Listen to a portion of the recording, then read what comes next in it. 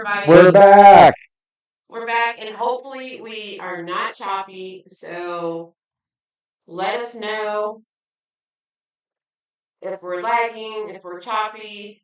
Yeah, we really want to know because we put a lot into getting this fixed as fast as possible. Yes, indeed. Not choppy, but echoey. Okay. That might be the positioning of the mic. Or we can move it back. I hear us 5x5. Is the echo better? Let us know if the echo is better. 2 mics. Got one mic running. Okay. I mean, unless you want to hear us on repeat. Okay, yay! Yay! Thank you guys for being so very patient with us. We appreciate that more than you know.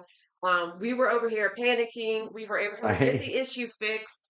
It was literally after I stopped the prior live stream. I was like, I wanted to cry.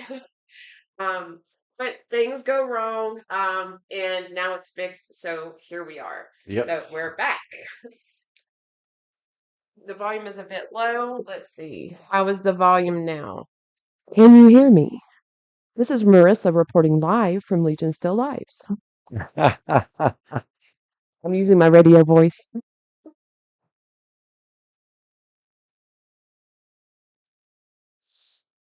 Yay! Yay! Okay. What was the issue? I just wanted to make sure we were good before I started putting all the graphics back on the screen because I didn't want anything to lag, so let me get everything up. So, let's see. What was the issue, Ron? Let me click on you over here. The issue was we're using OBS and our CPU, we're using a laptop and it was overloaded. So in OBS, you have like a bunch of scenes. And one of the extra scenes was actually trying to use the camera here, back here, in one scene, and then the other scene where I have like double screens and whatnot, it was using it there too. So I actually had to shut everything down, reset the resolution, reset the frame rate, go in there, turn off, deactivate all of my extra scene, the cameras that were being used there, and I came back in, and here we are. It's working. Yeah, that. Yeah. What she said, all that technical mumbo jumbo, that's exactly what was happening. But we did get the Wi-Fi moved closer just to ensure that we have a little bit stronger signal at the same time. So we should have no problems going forward. Yes, Dragoon, our very own LSK Dragoon, which we'll cover that later. But he said that was actually really good. Was that you're talking about my radio voice? I actually used to be a DJ for a radio station. So yeah. Been there, done that. Alt t-shirt, burn it. So yeah. Blind Fury says the opening scenes were awesome. Thank you. We try to give you guys some, something to jam to.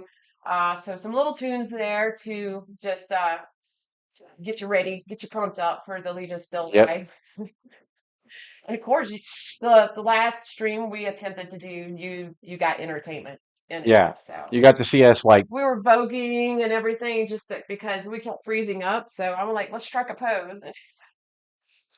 But yeah. Okay, we're kidding. Yeah. We gotta have fun with you guys. Yes. That's the whole point of this. Kelly's probably there. Not again. You guys were so super helpful. LCAP, everybody trying to, give us suggestions to fix the stream. Those who have their own YouTube channel, you guys know, it's a pain, but we work through it and we come back and start over and we're good. So thank you guys again for all the helpful suggestions and the comments and everything. I don't know it all, so sometimes whenever you guys suggest something, then it several times has actually helped. Yeah. So yeah, thank you guys again Yep. for pitching in and helping out. Um, let's see, Barbie, welcome back, Barbie. I Welcome missed you back. too. We've missed Glad you you're here. so much. We really wanted everybody that was here for the Yep. prior debacle to return. Yes, we're super excited about what we're doing tonight. We're going to be anodizing our very own Asgeir. And I'm gonna let you guys uh, guess what color we're going to anodize. I don't think Wild guess. I don't think anybody could guess what color we're gonna aim for. So, um, but yeah, and when that turns out, then it's maybe I should keep it in my pocket unless someone else wants it. So, but yeah, we'll see. But yeah, it'll be interesting. We might have some fights over it. Welcome back, Gonzo. Glad you're here. Yep. Hope you're Welcome. doing well. Dwayne, hey, there y'all are. Yes, we're Yes, back. we're back. Finally. And if we seem a little cramped in the view here, we're actually in like an aisle in the workshop between the notes and workbenches. So Place is okay your work, or if you're interested, is it only a leak you wanted in rainbow? Yes, that's the one that I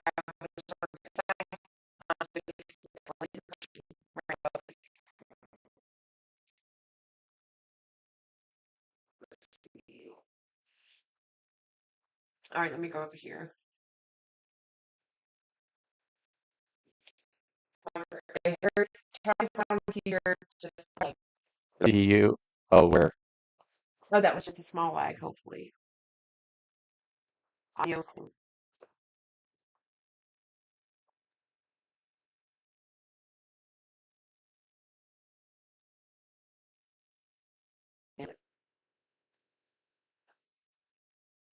Encoding overload. Let me over here.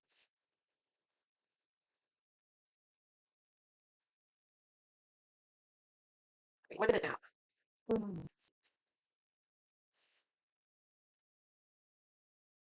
Are we still work lagging again? this is I'm going to move back and see if that helps.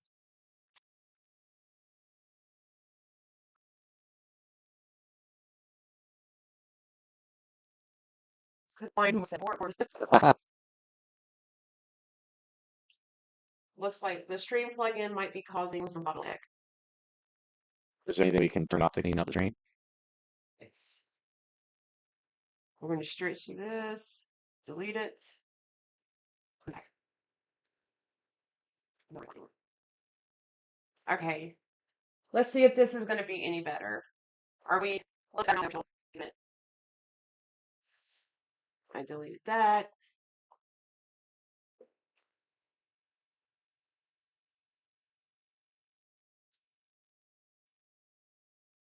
Okay, I'm going to. Well,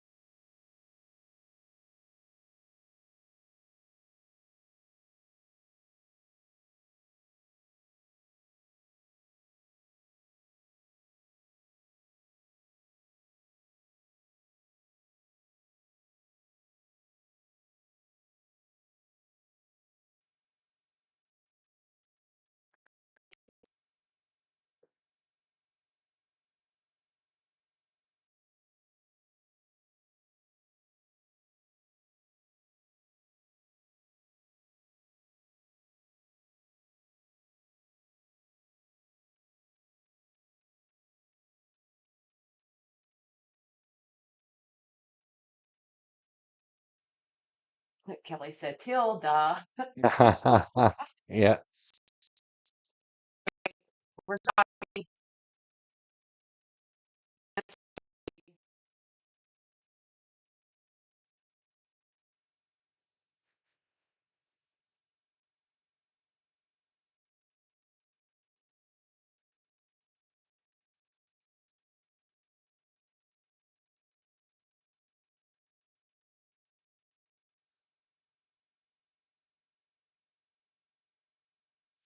All right.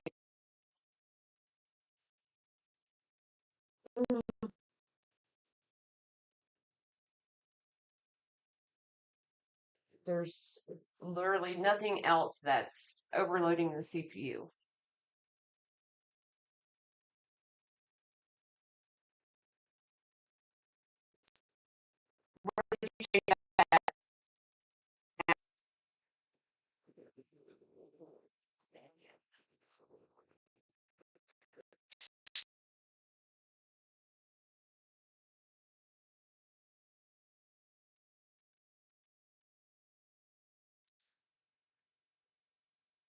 We're trying to get it.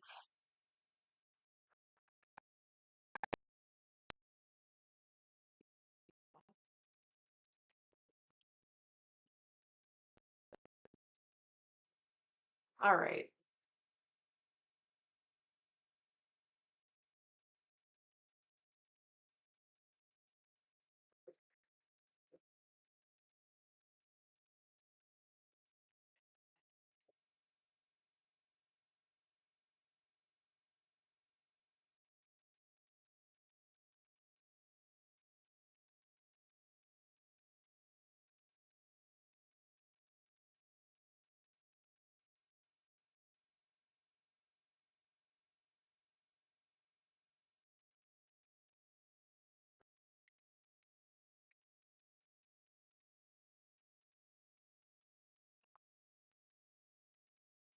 Just still see invalid parameter specified. Possible parameter add, delete, edit.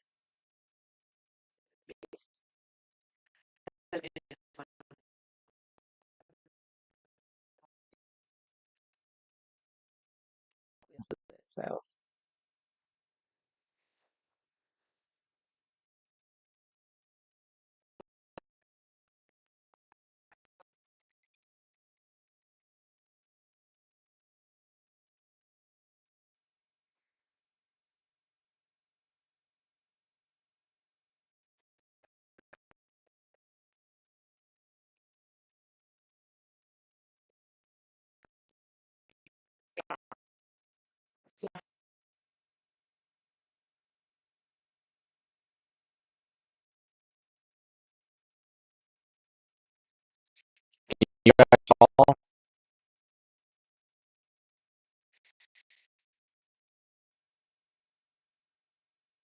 The Nightbot's just posting everything. yeah.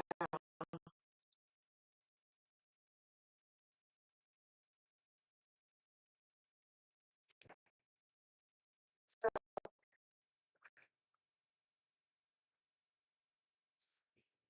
James is like stream playing.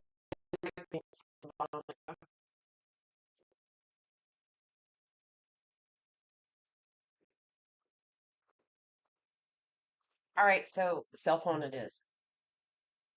Okay.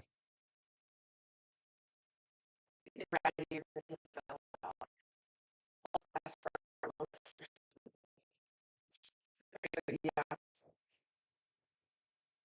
Hmm.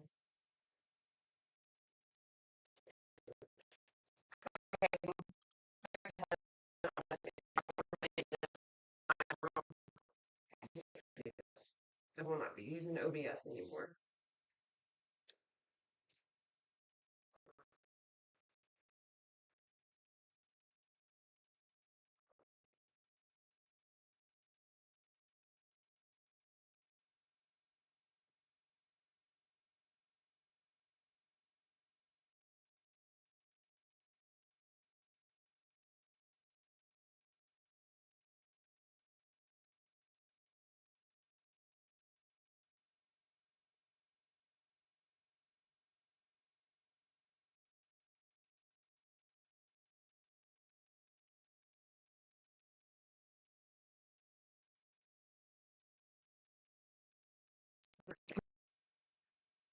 Okay, let's try the outputs.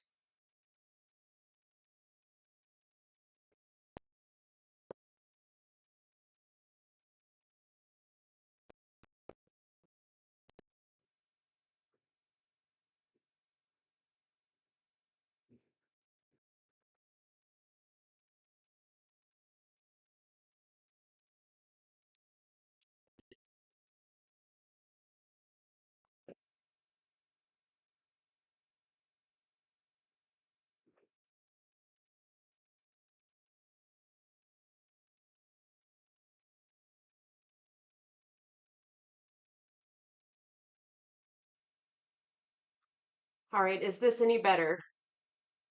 Can you?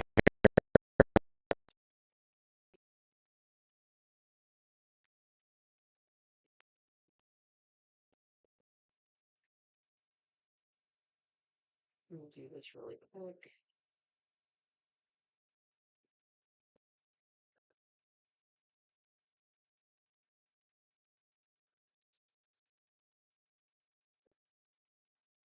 Tiny bit better. I mean, I'm not choppy anymore. No.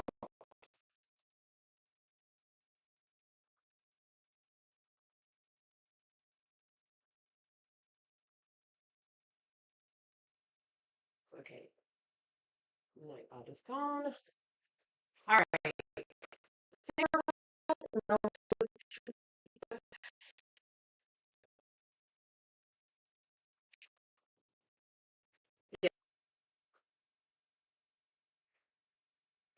It's crazy that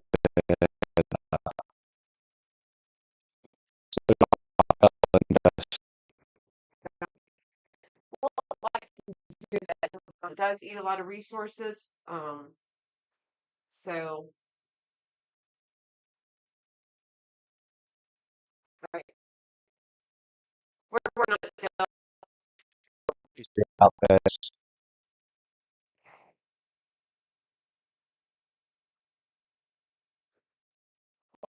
it will fit a little better.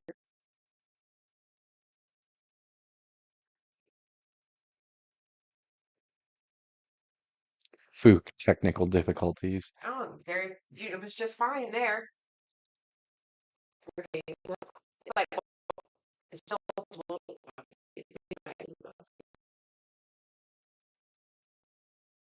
Mhm. Check.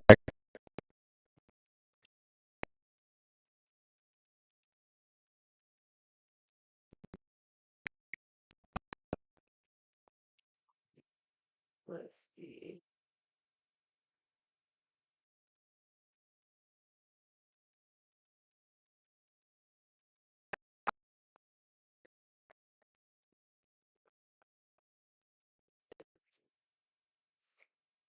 Mic check.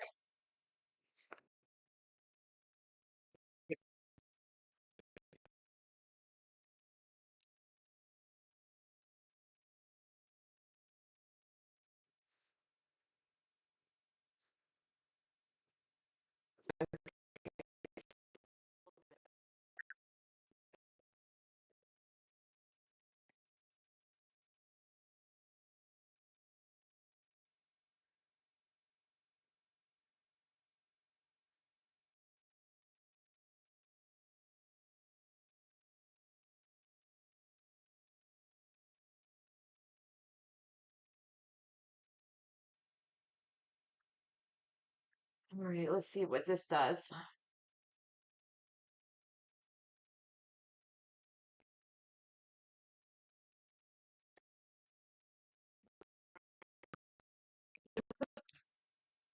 All right, yeah, there isn't.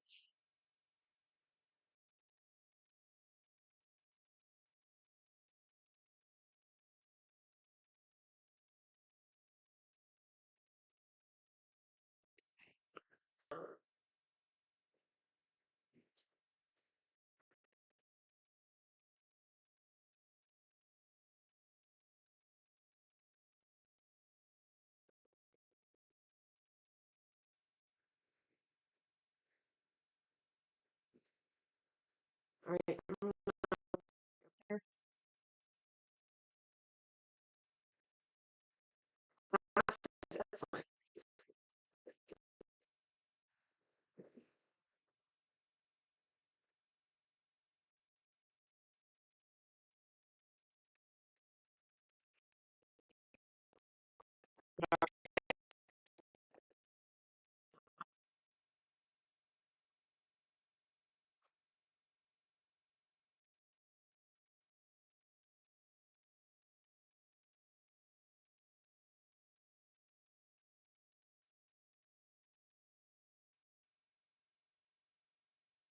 And there's literally,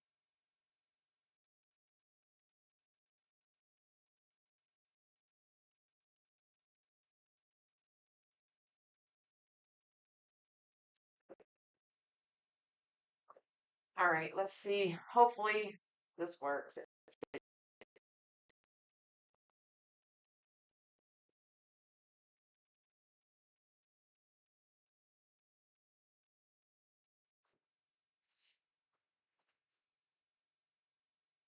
Yeah, I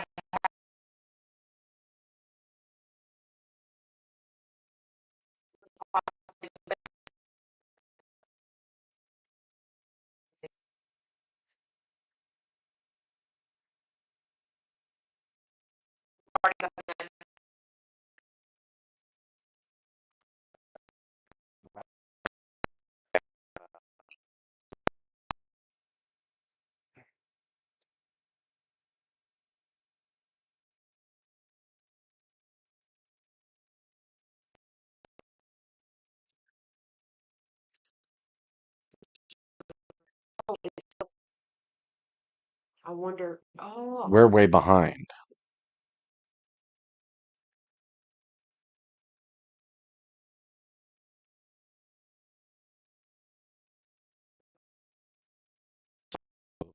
OBS isn't even getting all the chat.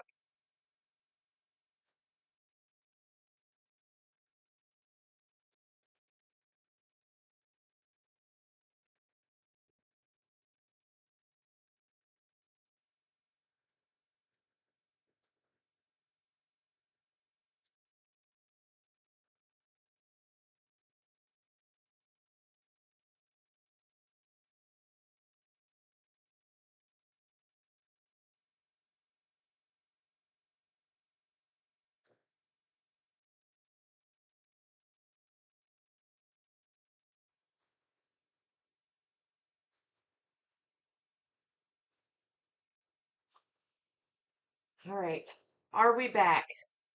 Are we back? Are we back? Are we back again?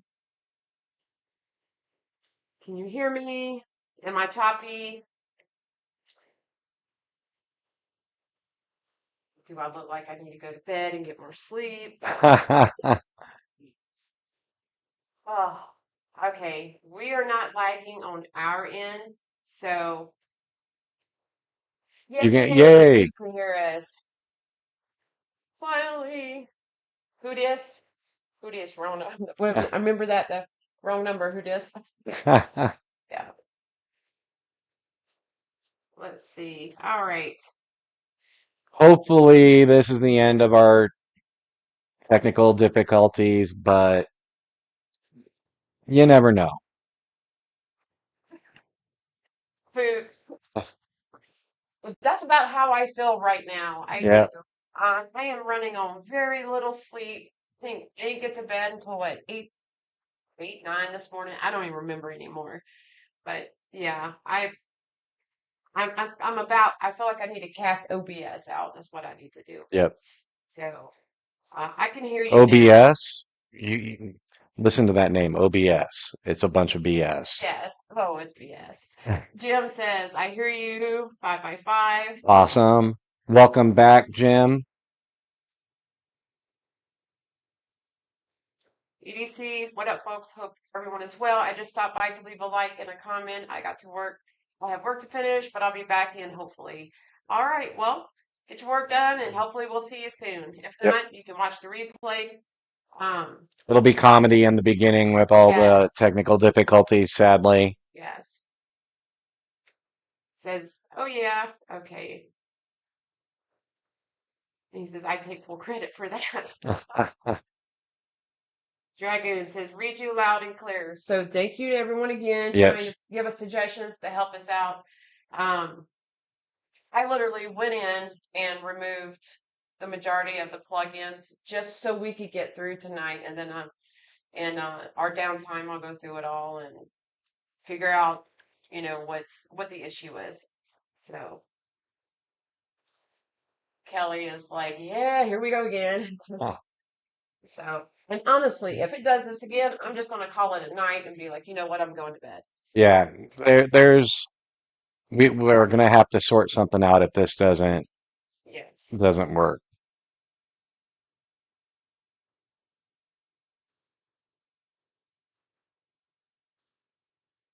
And our stream is excellent. Good. No, YouTube says our stream is excellent. Oh. Oh, okay. You're the technical one here. I'm just kind of like, oh, So we're in a good place right now. So yay us. No, I was asking you to read the comments while I went and oh, checked to make sure everything was good. okay. So, Ron Crow says we and will. okay, 50 says loud and clear. I haven't clicked on it yet. So, Okay. oh dear. Rolf says it sounds good now. Glad it is. Sleep, what's that? I have no clue. I think the past 3 going on 4 days now, it's been like, yes, what is sleep? Ron says, y'all look so, but sound good. Yeah, that's the no sleep. Yes. Unless you're talking about the video quality. Dragoon says there is a small delay between the chat and you guys, but nothing abnormal. Yes, you have two people on the screen that are abnormal. Yeah, So, yeah, we don't even qualify to yes. be in the running for normal. Jim says, I have to ask, did you get my email? Yes, I Yes, did. and we'll be replying to it. We were both basically up all night on the computers trying to get everything worked out for this new software, and we thought we had it down. Everything was running smoothly earlier, and right as we go live, it decides to be like, nah, I don't want to. Let's see.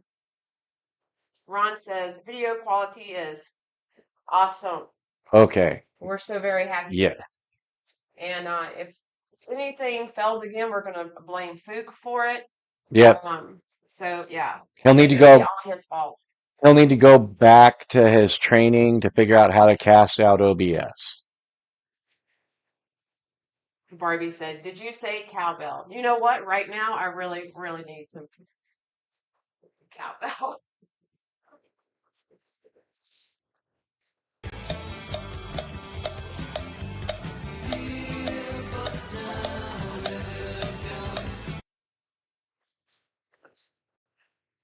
All right. Let's see. And you know what? Since everything's working now, fingers, toes crossed, it stays working. Let's throw in a little bit of cowbell dance there. Yeah. I think we can all use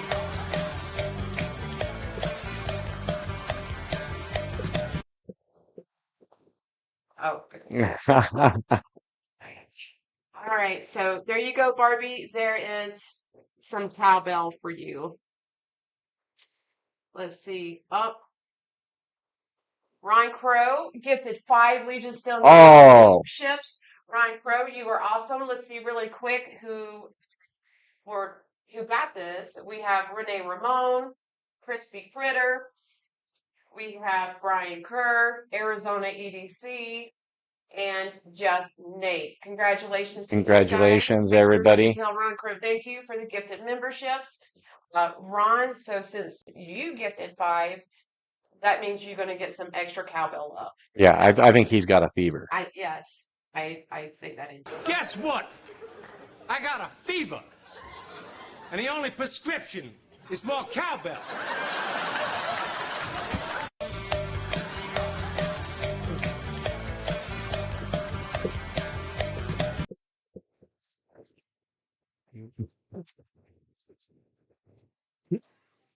Yeah. And once again, Ron Crow, you're awesome. We love you as always. Thank you for the 5 gifted memberships. And guys, make sure you tell Ron, thank you. Yes, You. absolutely. Let's see. Dragoon says 8 a.m. Holy crap, I thought I had trouble sleeping last night. Yeah, I think it was actually around 9:30 that I finally went to bed, and I was trying to get up by noon, but then I decided no, I'm gonna roll back over for like another hour and Yeah. something, and Yeah, and I tried to hang in there with her, but what was it, like 6:30 a.m. that I was like, I can't do this no more. Blind Woo said it happens, you're back. Now that is all that matters. Yep, True, yes. Yep, you have full on crazy right here on your screen. So yep. let's Sleep see. deprived crazy. Yes. I'm gonna see if I can turn on.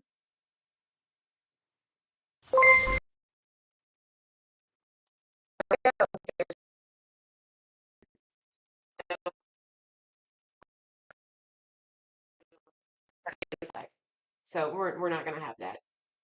Can't have it.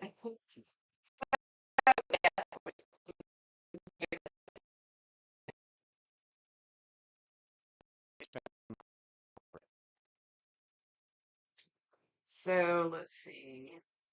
Okay, we're not lagging.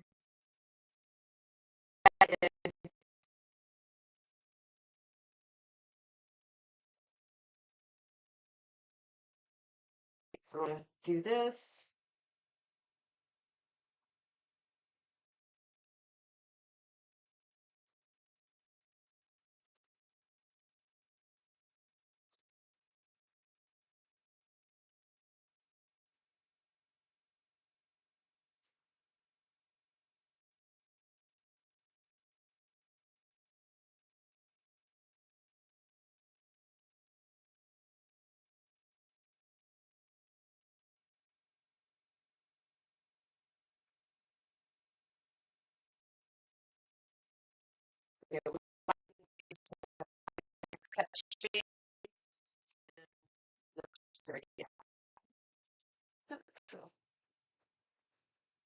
Are we good? Are we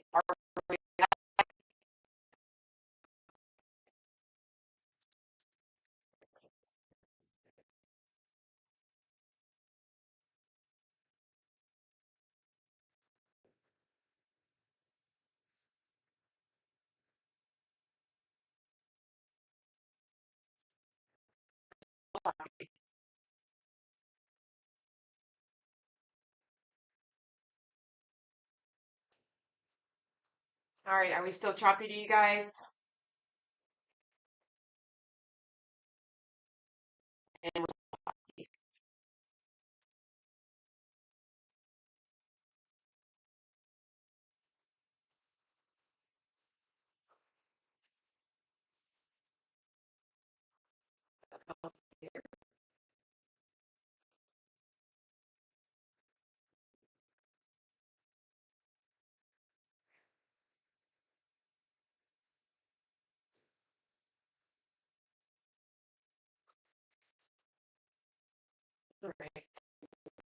Oh my.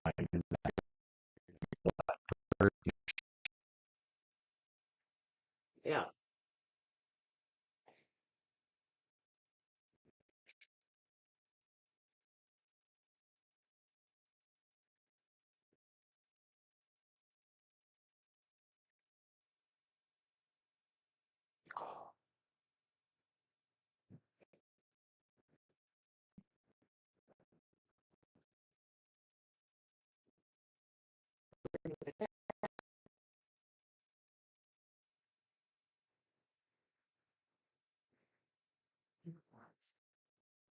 All right.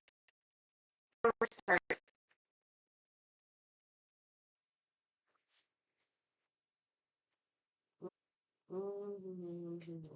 Okay.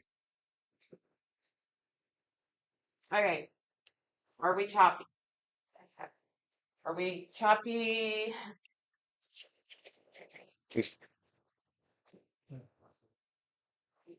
So over this,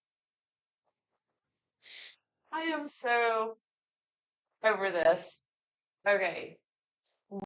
Yes, I was singing that song earlier. So, um, we're gonna do this anodizing.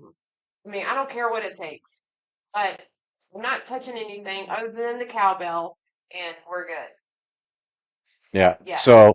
any special features in this software that we were planning on using won't be used tonight. Um, we'll get it figured out, but we're hopefully going to be able to be live and do what we intended to do. Yes. I was super looking forward to the anodizing. We're still Oh, we're gonna still do going it. to do it. If Marshall has to put it in his lap and do it, we're gonna do it. I mean, break out the cell phone. Nobody We'll wants to see my lap. go live and be like, look, this is what you get.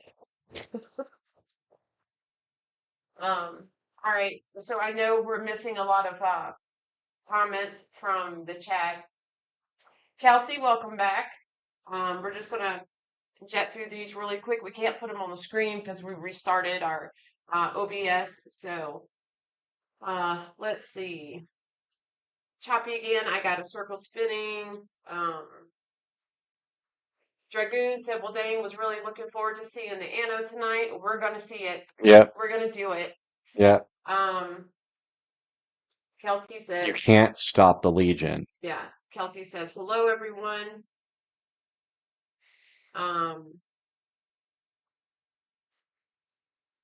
All right, somebody comment something really quick. I want to make sure. Yay. Yay. Okay, thank you, Barbie. I just wanted to make sure that our chat inside of our OBS was working all good. Everybody went quiet on us. Yeah. I got scared. We thought you broke up with us.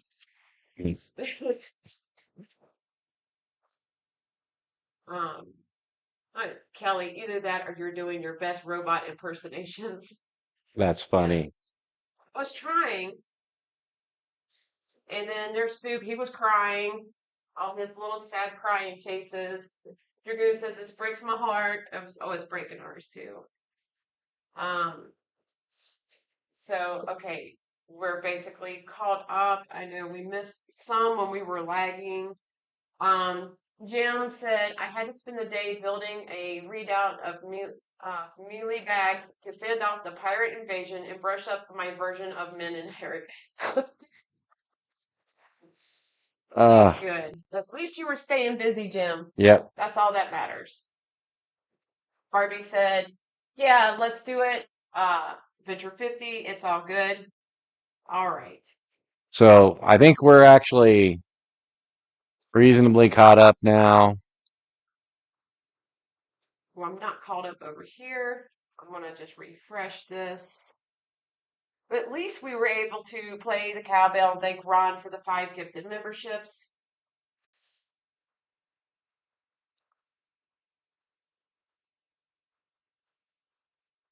So let me go over here. Up, Brian. Okay, that was said earlier, and I got concerned. I was Yeah, like, we were a little confused. I was fixing to be like, you know what? I'm out. Definitely didn't make enough bacon today. There was no bacon today. It has been running around frantic trying to get this software sorted out and get everything set up for the live stream. Kelly.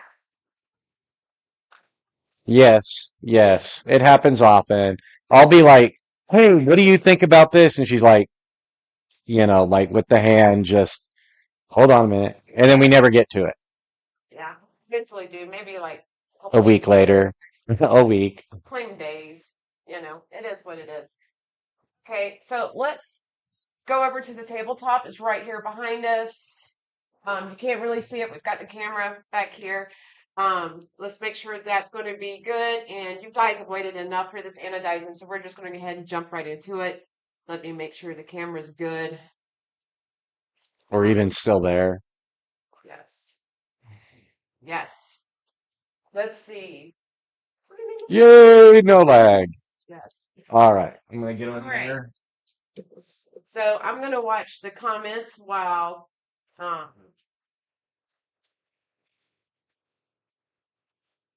Marshall gets to the table. He's got to walk all the way around. So what we have here Thank you, Dragoon. is one of our Asgeir solves. First off, can you hear me well?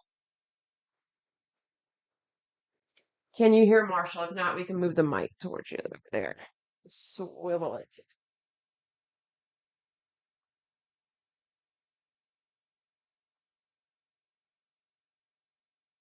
Oh, Kelly said yes. Okay. So, all right. We're opening this up. It is serial number 21. You know, all our knives come with a little Legion sticker. We'll set this aside for now and take the knife out. Again, you've got the serial number marked on the little bonus plastic baggie. And here we have an Asgeir solve ready for some cool ano work. So let's close this up and get the packaging out of the way. Ron said, when did Marshall start wearing teal nail polish?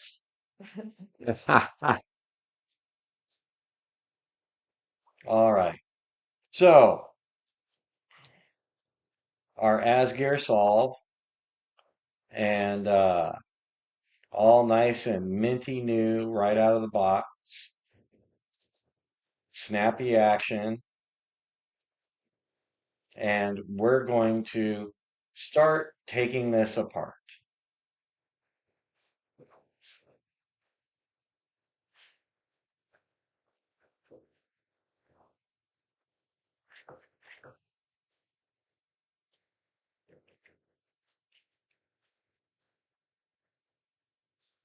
So the first thing we're going to do is break everything loose.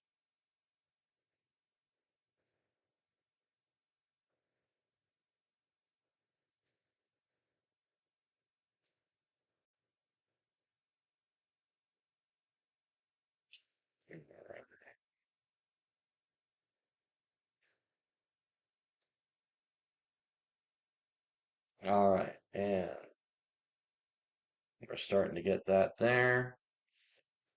So let's get these back spacer screws out. So we got one there.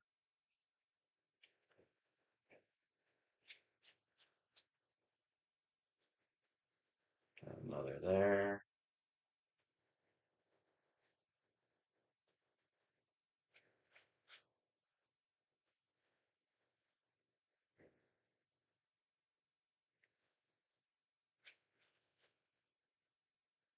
And there we go. So now let's move up to the pivot.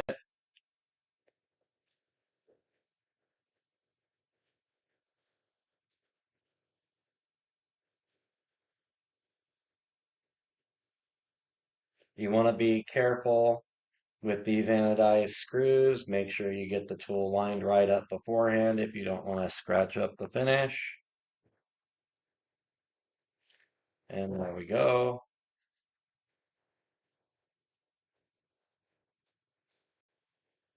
And we have one handle frame off. Our blade is out. Make sure you pull out your lanyard pin and set that down somewhere where you won't lose it. We slide the back spacer off of our standoffs.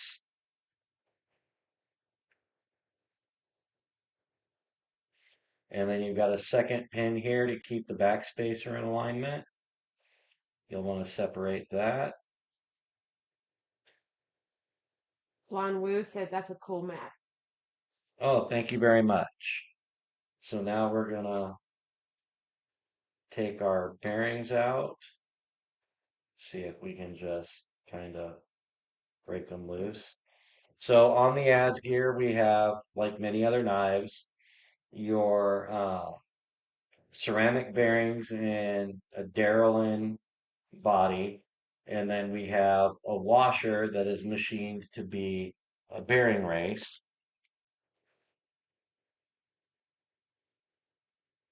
So all that fits together and rides smoothly. And we've got that out of that half of the handle frame. We're going to push our pivot pin out, and with it comes the pivot collar. Let's get the pivot collar out of this side here and put that up here. Okay, so next we're going to take out our lock bar stabilizer. Let me get the right bit here. Yeah, and if you guys have any questions, I'm watching the comments, so ask away, and I'll ask Marshall for you.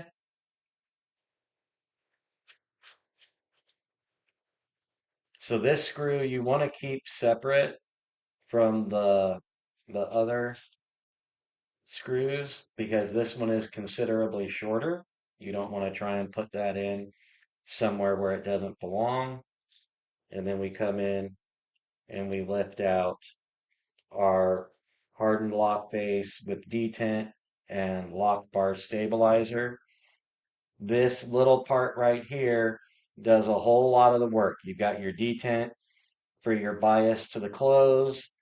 You've got your hardened steel lock face to keep the knife securely locked. And this little tab here prevents the lock from over traveling and losing the spring tension to keep it in place. Now let's come down here and take off our pocket clip. Justin says hello. Hello, Justin. Good to have you here. See if we can. There, we got the screw. We're going to put the clip screws over here. One more clip screw.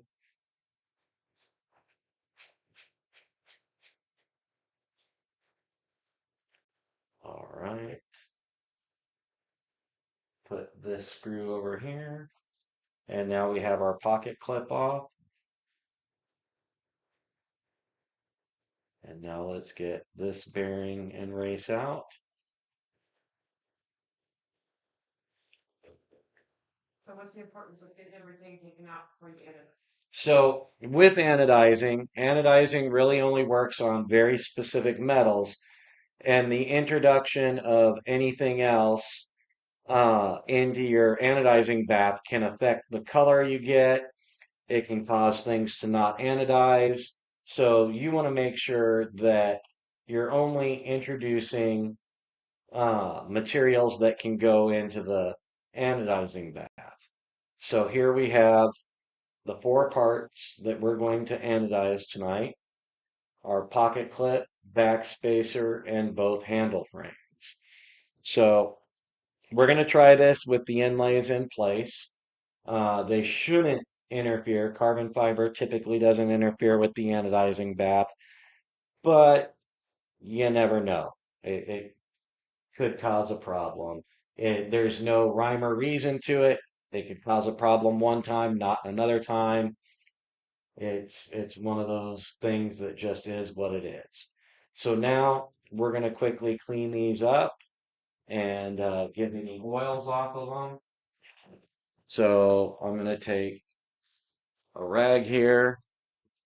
Any old shop rag will do, and give it a couple of spritzes of Windex, which works well for cleaning up titanium and not leaving any residue. And we're going to get in here and clean out the bearing pockets and get what oil we can out of them. Wipe down all our internal surfaces.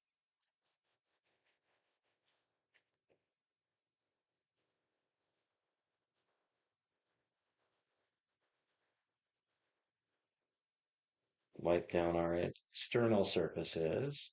So what does the Windex do? The Windex here removes oils and whatnot. Now, I'm not wearing gloves right now. Uh, Nylotron gloves often help. The way I always do it, because I don't like working with those gloves on, you'll see my little trick for cleaning up parts without wearing gloves. So we're just going over all the surfaces with Windex to get the oils that Canset puts into the knife for a smooth action, and anything that they might have residual for packing. And now we're going to get them ready for cleaning them to where I won't touch them with my hands again. So what I do is I just take the part and I will give a good spritzing of Windex and hold it with the cloth and give everything a good rub down here. Give it another spritz.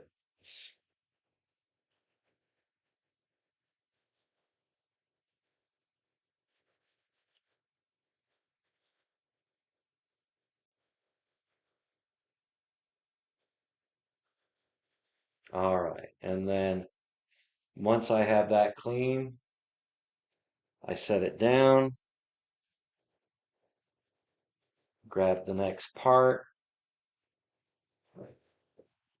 give it a good rub down again.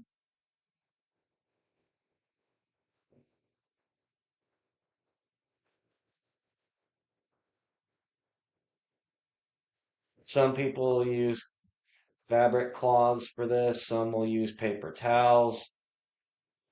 I personally use cloth. I can't stand the sound of paper towels rubbing on titanium, but that's me. Paper towels typically don't do anything to mess up the finish unless you have a mirror polish. All right. And now holding the part with the cloth, we set that one down, pick up our back spacer, give it a good spritz, and we rub this down.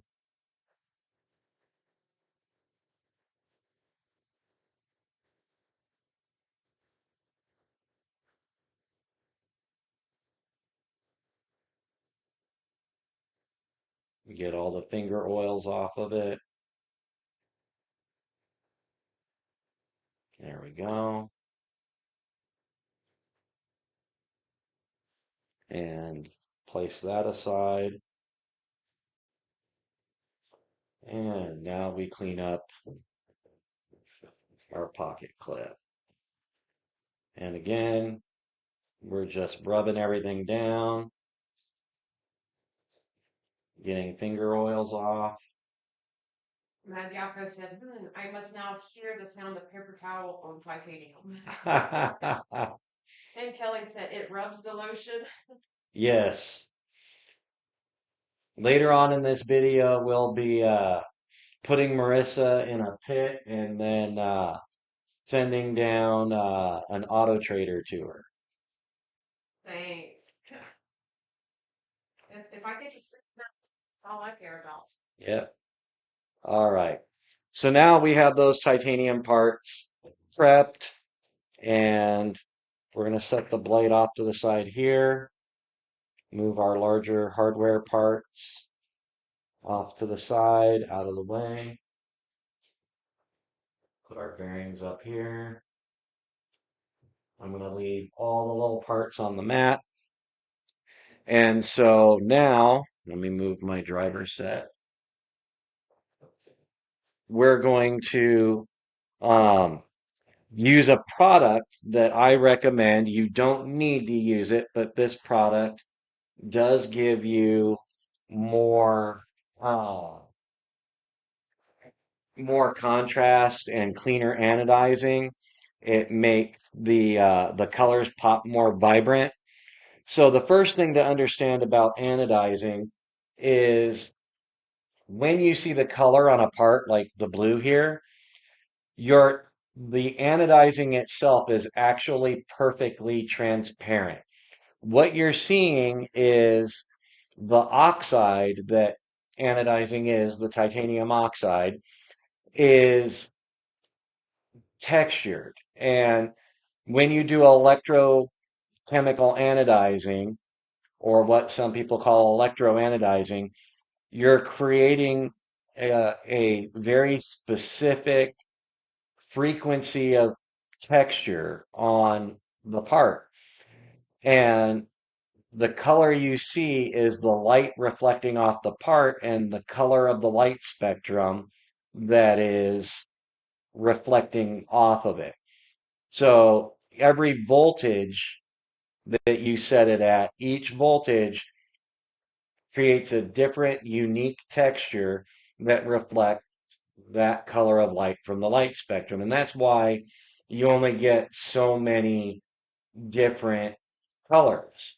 You can get variations of those colors by changing the surface conditions on the titanium so that when that oxide forms in the electrochemical bath, you end up getting a uh, more muted finish or a more polished, bright finish. Whatever finish you put on the part will actually affect the final color that you see, both in shade and uh, visual texture.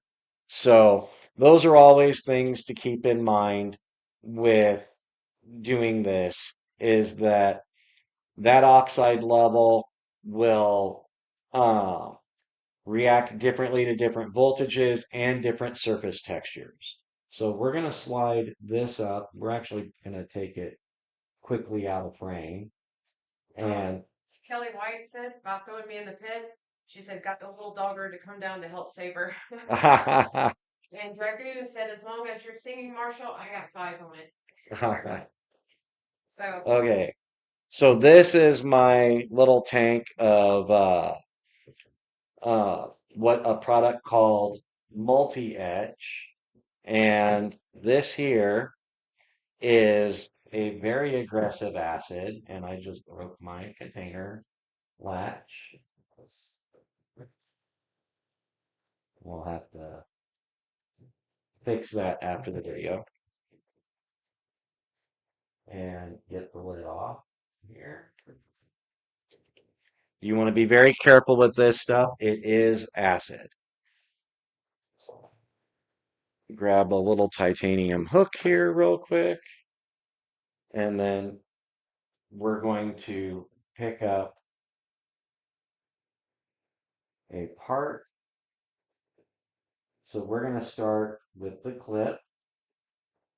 Now,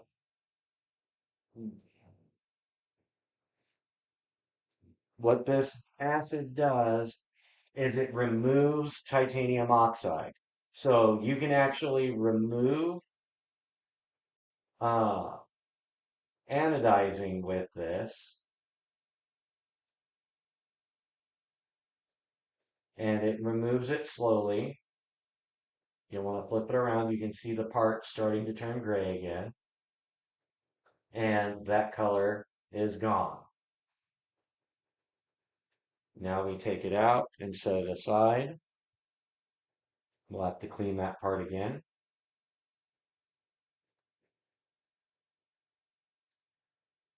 Pick up a new part here.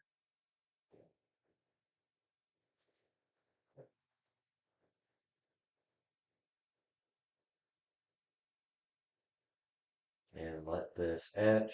Sometimes you can make this etch faster.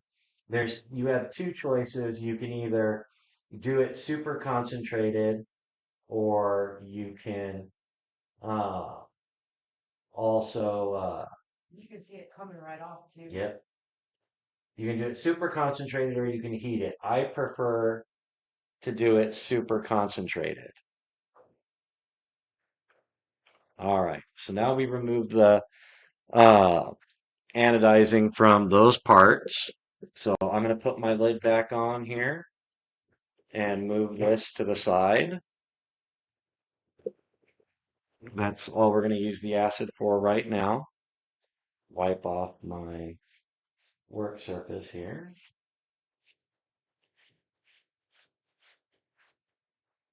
And we're going to grab a paper towel. I get to hear the sound of paper towels on titanium. I really hate this.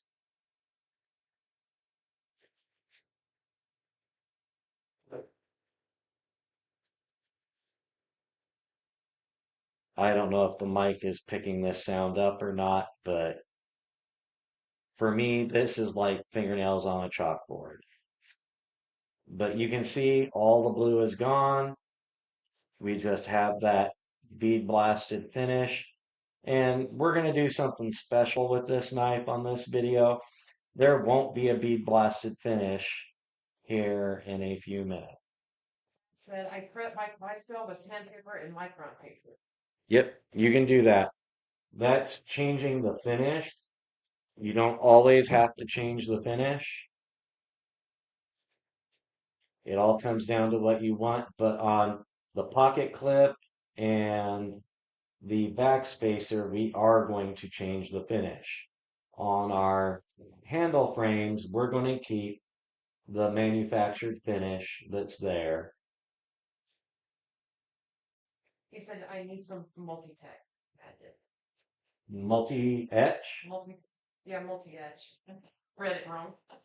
Yeah, multi-etch. You can get it from reactivemetals.com. It's a great product. Um, they sell it in as a powder with a gallon bottle.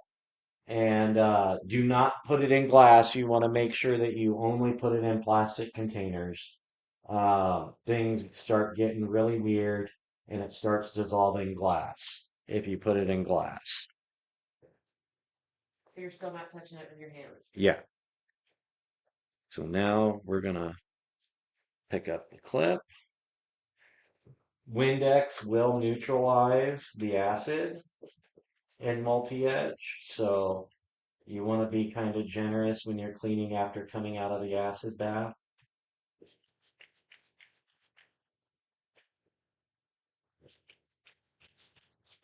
There we go.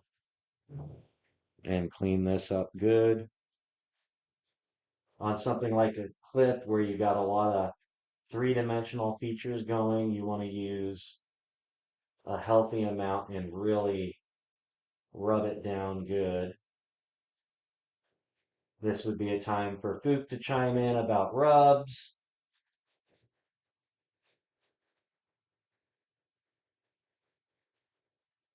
Matt said, will wink work as well? I'm not familiar with that. WHINK. I've never actually heard it. I've only ever used multi-etch or as Wink a cleaner. I'm not really sure what it is. Windex, the ammonia in it, does wonderful things for titanium. So as far as cleaning and restoring anodizing, I've only ever used the Windex. So now we're gonna bear with us a moment. You might get a little seasick. We're going to uh, move this camera view over to my drill press because we are going to put an orange peel finish on these two parts.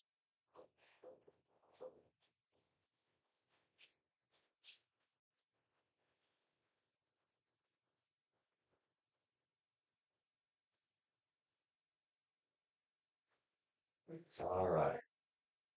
I've got camera duty and All right.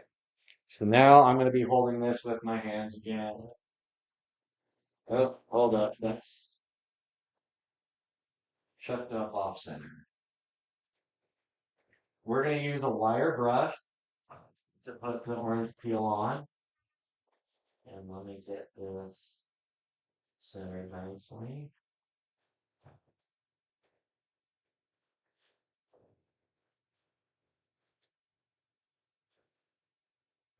This is an old 1950s Delta Homecraft drill press. I recommend these older drill presses over anything new.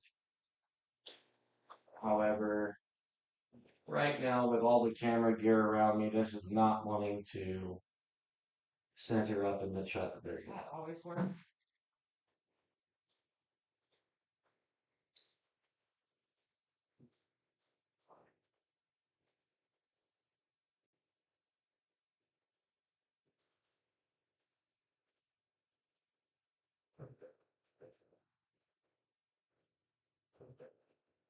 All right. This is an all brick keyless chuck. They're very nice chucks.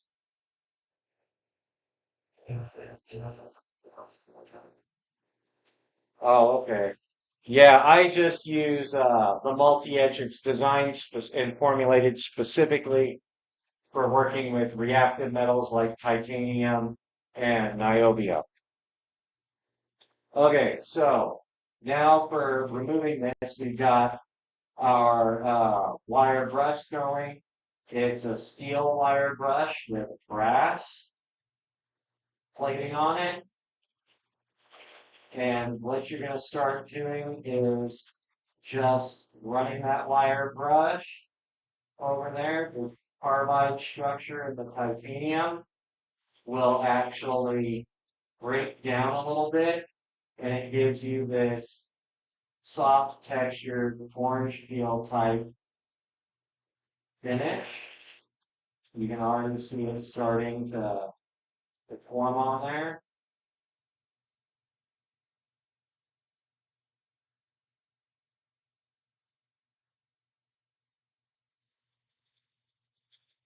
You can start to see that pattern coming in there, but to get that pattern where we want it, we're going to do this from multiple directions. So we're going to go around the whole part.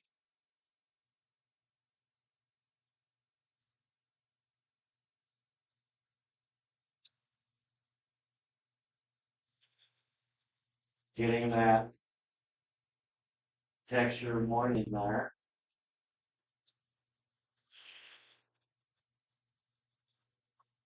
Oh, actually, that's not to keep everything straight because we're going to do it different directions. So now we've gone around the whole part. So now we're going to flip our part 180 degrees and abrase it in a 180-degree direction. And you can see how pattern here versus here is starting to become more aggressive. Going different directions wears on the titanium different.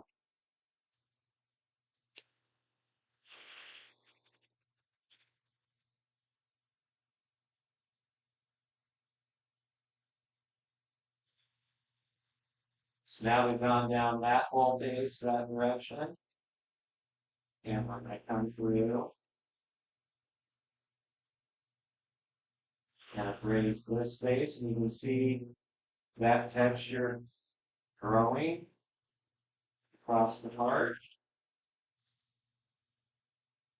And you want to keep track of your directions, that the direction of the rotation of the wheel and how you're holding the part so that you get an equal amount of abrasion in every direction. So now we've gone up and down, going around the perimeter with two directions based on rotating this.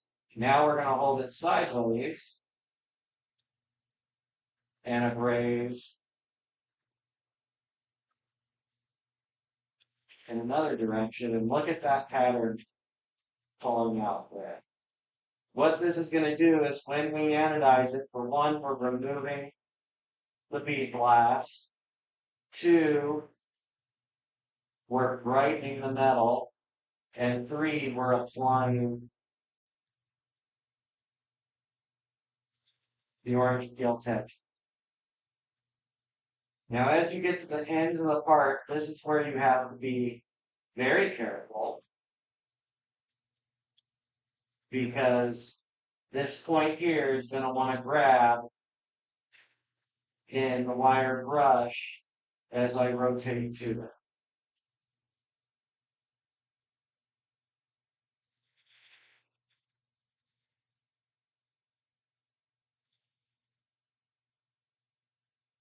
Right here, this is the danger. You want to make sure that you have a very secure grip, or your part is going to go flying across your workspace, sometimes up to 10 or 12 feet. Okay, so now we're going to rotate around as if we just walked over, so that we're working in the same direction.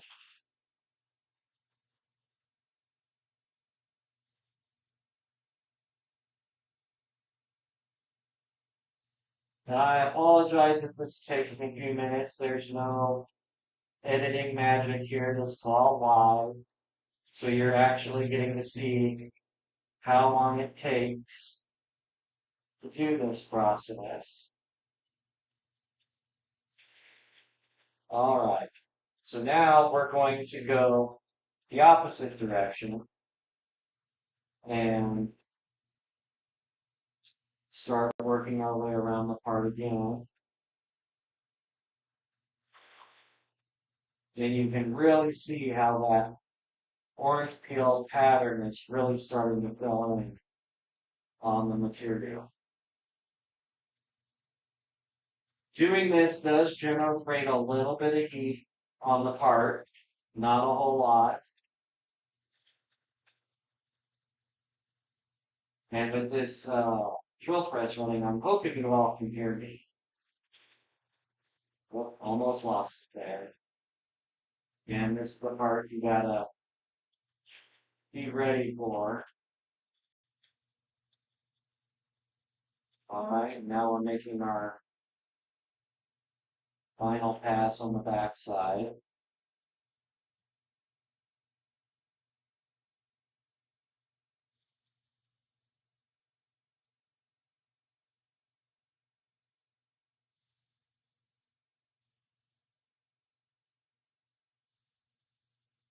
Just look at that texture popping. Orange peel texturing on titanium is a very old, tried and true process. There are a few other ways to do it, but the way I'm showing you gives me the results that I prefer. So now we've got the back spacer all nice and textured and ready to go. So now I'm going to grab the pocket clip and we're going to start doing this part. When we anodize, this is going to make the color very bright, and it's going to also give a sparkle when you look at it.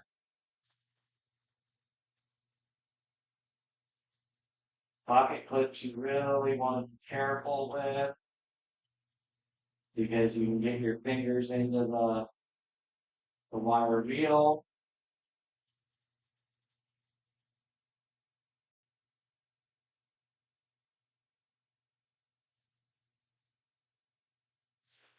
You can't tell here, my fingers are actually rubbing against this wheel, so I'm trying to have very controlled movements. Orange peel, good for aesthetic purposes, or Yeah, the orange peel is purely aesthetic. It offers nothing practical in any way to the knife. It is just a finish treat. accent of orange peel in your Yes. not me. It was my there. Yes. Can they hear? Can you guys all hear me?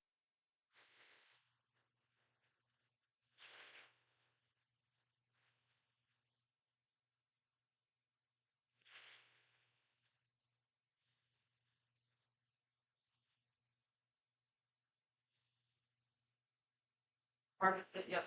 All right, good. Imagine. Okay, Elmo. You guys even gotta give me a hard time when I'm doing all this. I love it. Would be fun if it was. Okay. So now, Oh, Matt said, no, I left for a minute. I didn't know what you were doing. okay. Oh, Tyler ain't paying attention. Strike one. Yeah. No bacon for you.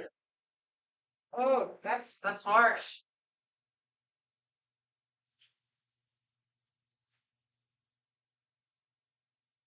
Actions have consequences. It's a fact. I'm kidding. I couldn't define anyone on bacon. Well, yeah, you did say, you did ask if we made too much bacon, so.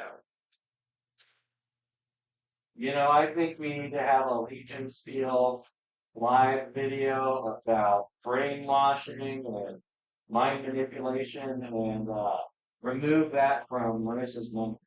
I'm thinking we have a Legion still live cooking bacon. So, Oh, I could be down for that. Dad said, not the bacon.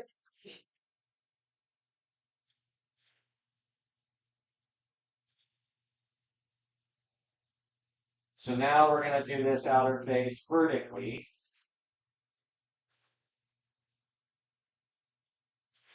And I do know that sometimes watching people work on customization of knives or making knives in general can be like watching grass grow, so I do apologize for that. We're gonna try filming it. But yeah, but I hope you're all learning something and finding this interesting.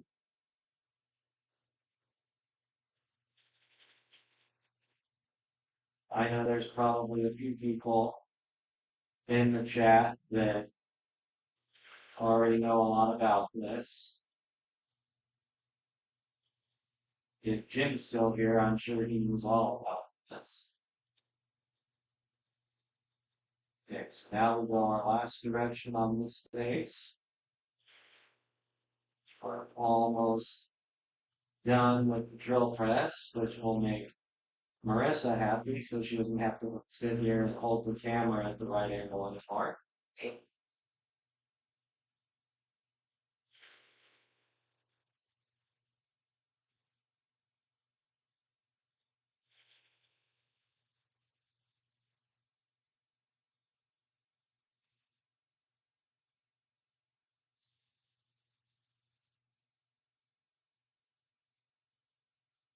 All right.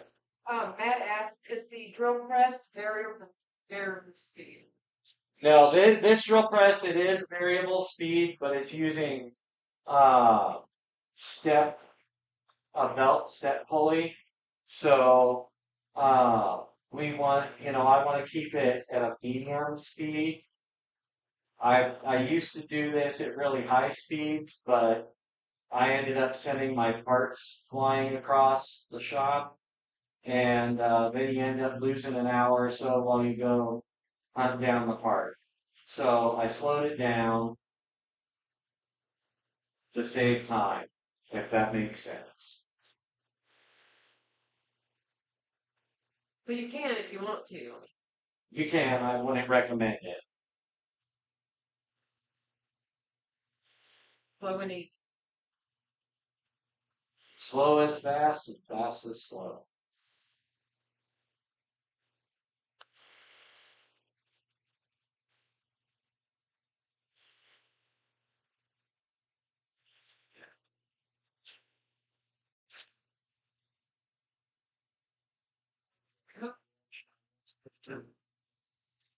Marissa's over here like, I didn't sign up for this.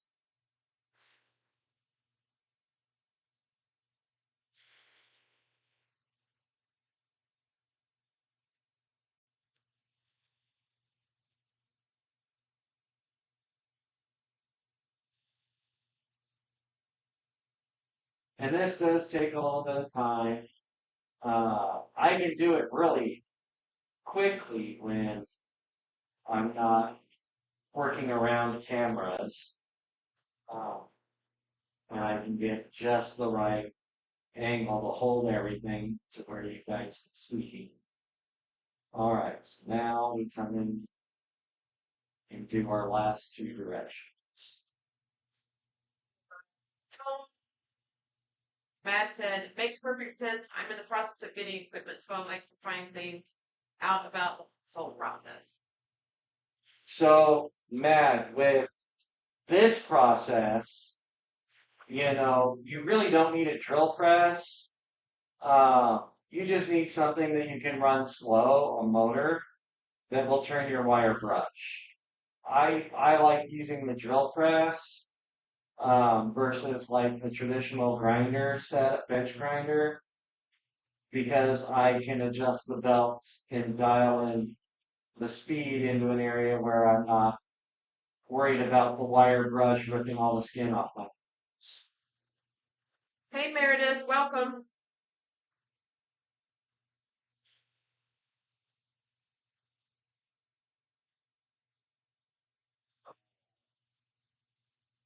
One direction left. Kelly asked, Dremel with buffing attachment. Buffing wheels can put an orange peel on. They generate a lot of heat, uh, which can add oxide onto your part because heat anode is still creating titanium oxides. You just have a lot less control over the colors. Uh, and buffing takes a lot longer. If you can get an aggressive wire wheel for a Dremel, that'll work too and allow you to work against the surface. Uh, there's nothing wrong with doing it that way. This is just the way I learned how to do this. There's always different ways to get the same effect. This is not the only way to do it, just the way that works best for me. Meredith said, got the knife, and I'm so glad I got it. So smooth. Oh, that's awesome, Meredith. Thank you so much for that. All right, I think we are all nice and textured, so Marissa's arm can have a break. I think it fell off. So we're going to bring our view back down There you go. here, and all right. So now we're going to clean and etch this part again, and then we're going to go ahead and get it into the anodizing bath. So I do need to grab one thing, so I will let Marissa entertain you for a moment. I have to grab one thing for one step here. I can finally get back to my spot. That's always fun.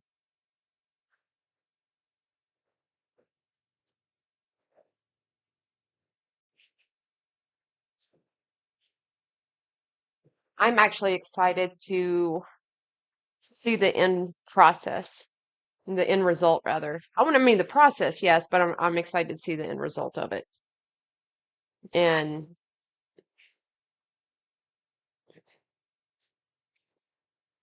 especially since we already know about where we're going to take it with the anodizing. So, Well, we still have to decide on the clip and backspacer color. ooh, I should let you guys decide that. Well, they probably need to know the actual color we're going for the handle. I'm sure they know, but we Yeah, haven't confirmed or denied anything yet. Matt said it will be done before you know it. Oh yeah, it'll be quick. But I'm just, even though it's quick, I want it to be quicker because I'm ready to see it. So Okay, so one of the things I like to do is have a container of distilled water. Bradford Mitchell said blurple. Blurple. Yes. I'm not sure how blurple would go with the other color. So I just take and put these parts in the distilled water, Why and does it have to be distilled? because sometimes water, some people use bottled water. Bottled water isn't bad, but you want water with as few impurities in it. Like I would never use tap water for this process. So you want the cleanest water you can get. So you don't want the nasty. Yeah, you don't want minerals, you don't want chemicals. All of those can interfere, and it's usually not too bad how they interfere, but they can interfere with the anodizing process. So just rinse those in the distilled water. Now we're going to bring our acid bath back in and find my titanium hook. So this part of the process, you've got to plan out a little bit because the second the titanium reaches air, oxides start forming. The acid removes the oxides. So you're going to want to go from your distilled water into your acid. And then for the purposes today, I don't normally do it this way. I normally have a second distilled water bath for after the acid, so I don't contaminate the one set of distilled water. But this really only becomes critical when you're doing a lot of parts. So we're going to use the same distilled water tonight. And we're going to take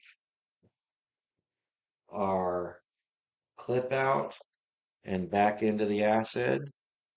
With all this fresh material, it only needs a second. Give it a quick shake and then into the distilled water. The distilled water keeps oxygen from touching the part. And get in here and hook the back spacer if it stops spinning on me. That's why I said you need some tongs that you can just dip in there and pick it up. All right. And into the acid bath.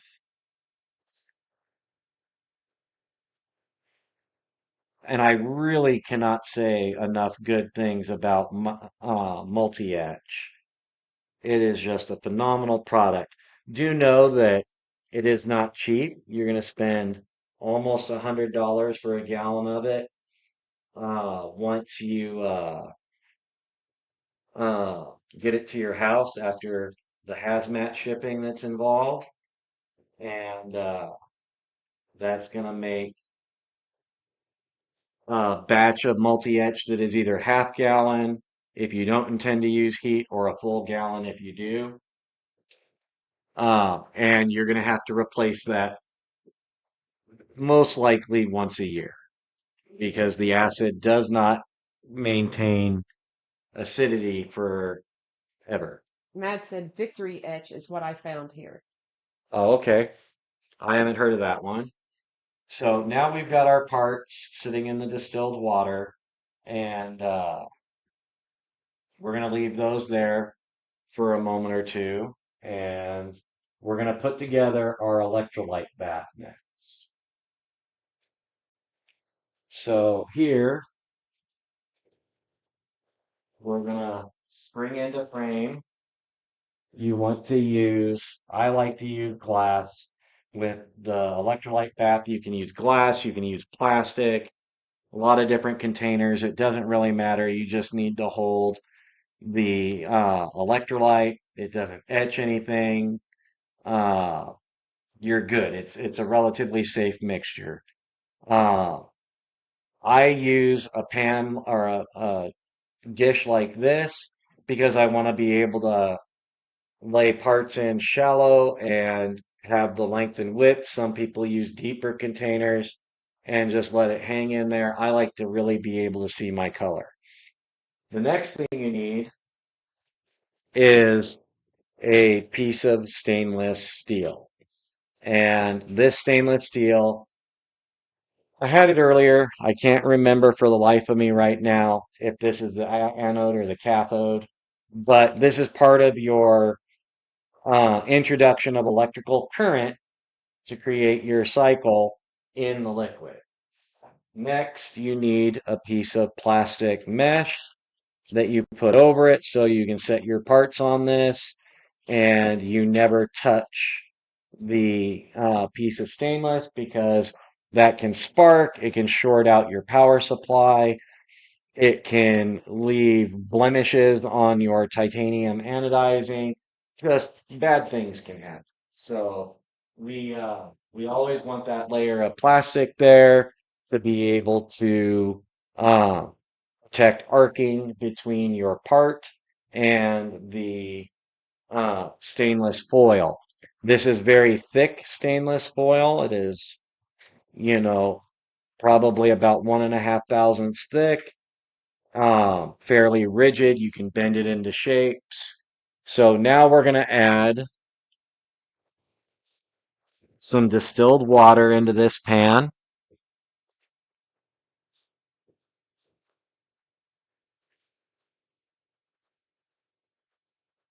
Your plastic sheet will want to float.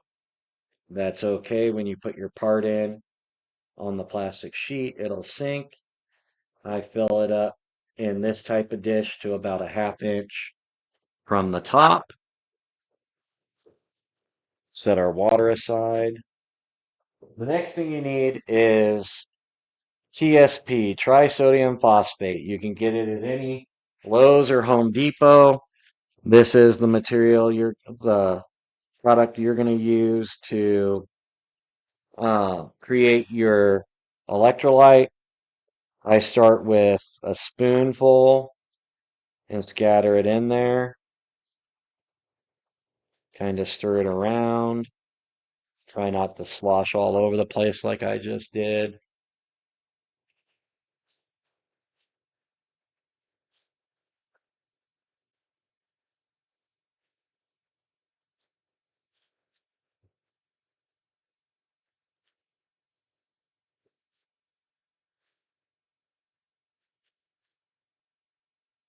So what this is essentially doing is this is creating an electrolyte solution in here that help the water conduct electricity even more aggressively.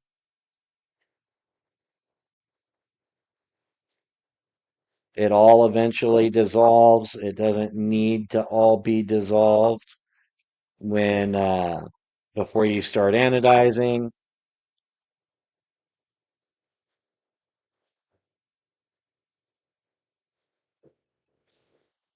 So now we've made our electric soup.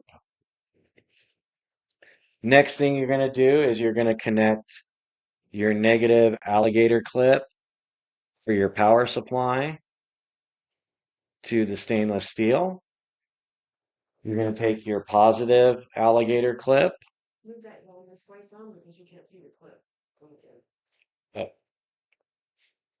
You're going to take your positive clip and use the titanium wire hook that I was using and make your connection.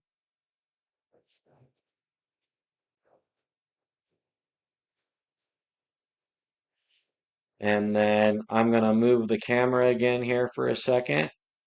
This is the most expensive part of the anodizing that there is, and that is your power supply.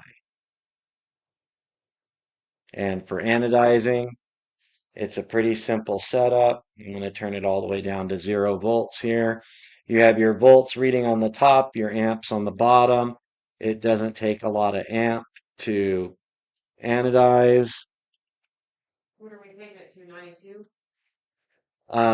We're going to go by color, and I'll let you know, because There's a lot of shade variations you can get between the volts that you find on anodizing charts.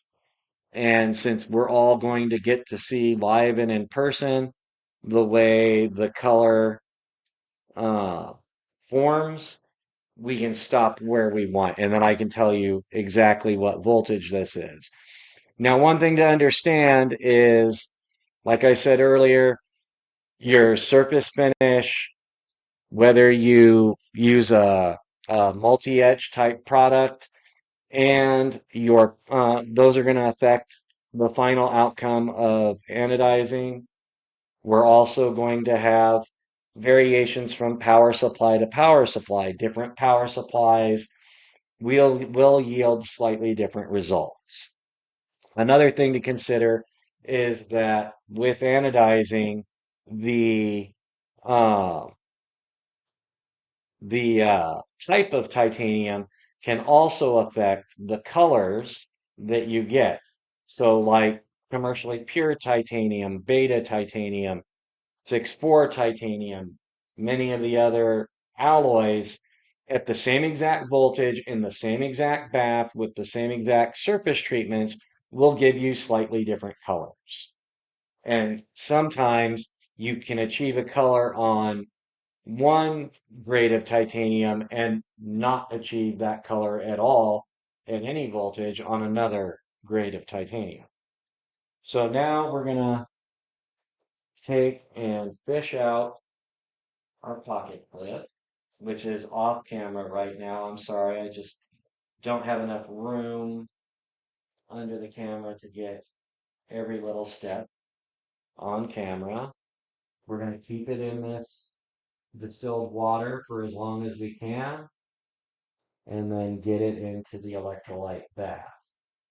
So here we have the clip in the electrolyte bath, and your lowest voltages are not going to give you any color, but we're going to start turning it up. Lower voltages when anodizing don't last as long either.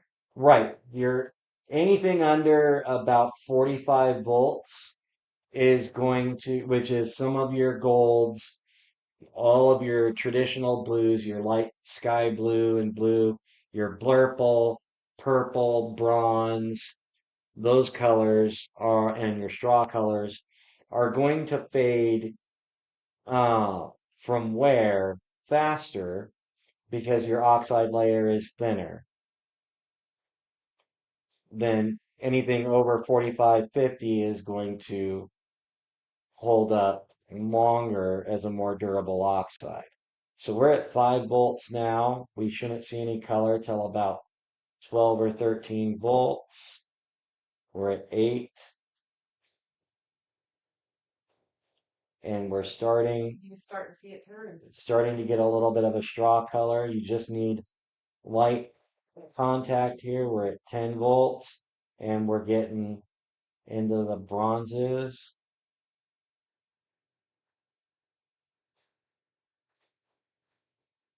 Dragon said, "This is awesome to watch presented this way with all the knowledge and pointers." Oh, well, thank you. So I'm actually kind of liking this bronze color. Another nice thing is if you have the stuff to anodize, you can redo anodizing over and over and over again as it fades. Some people, the internet used to be filled with clickbait videos where you can connect wires with alligator clips to a daisy chain of 9-volt batteries. Have you tried this with hot water? No, I have not. Seth, I've only ever used it with room temperature water. All right. So we got a nice bronze. I'm going to stop this here and put this back into the distilled water. And now, because I'm at the 12.7 volts, I'm going to pick up my backspacer here and go straight in, and we're going to see almost an immediate color change. Matt said, LHG posted that video with batteries. Okay, yeah, and those videos have been around forever. We can see already it's just taking seconds, and we're getting the same color as the pocket clip. This is literally how fast anodizing happens.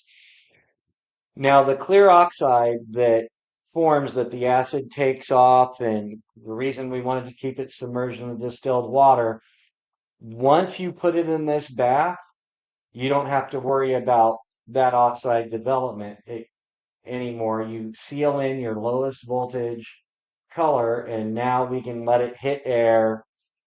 Air's not going to hurt the vibrance of the anodizing anymore, and we can then uh,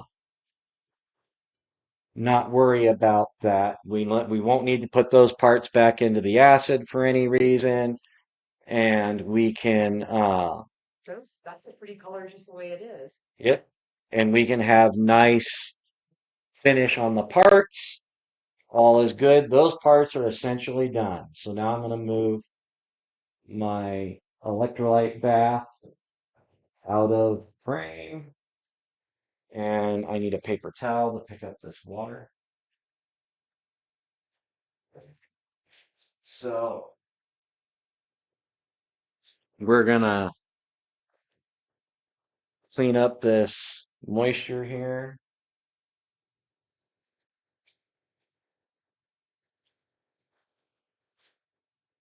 I feel like I'm in science class.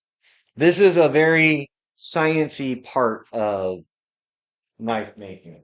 You know, we as knife makers, we do a lot of grinding and sanding and machining, and there's a science to that. But here, you literally just saw I colored titanium with water, soap, and electricity. Because TSP is basically an industrial soap, and Jim asks, question, will this work for is it AI or AL, alloy pistol grip frames? only if they're titanium, niobium, or zirconium. Those are the primary three metals that react to electrochemical anodizing. You can anodize aluminum, type 1, type 2 coat anodizing can be applied to numerous grades of aluminum, but those require a chemical bath and dye. They are a little bit different of a process. So, like a lot of the artisan knives, some of the Spydercos out there that have the aluminum scales and you see color, this is not the way they get that color. That is a completely different process. So, It says back, how goes the anode? well, what do you think, Fook? We've got a nice, what I call royal bronze. Look at the difference. Yeah, you can see the difference between the blue and this royal bronze anodizing. So the last thing we're going to do is we're going to put just a spritz of Windex. Windex restores anodizing and brightens it. It cleans oils off of it. It gives you uh, maximum color out of your anodizing. And then once it dries up here, let me get to a dry part of the rag. Seth said, this is cool to watch. I worked for a plating company years back. Electroless nickel plating is all I did though. Anodized line was fun to watch. Yep, And Fook said, royal bronze, sexy. yep. Dragoon said, that is sweet. New model incoming.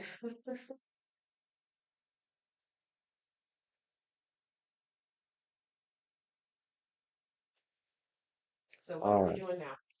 So now we're just cleaning the parts, and you can see this piece of titanium now literally looks like a piece of bronze, even the way, and patinaed bronze at that.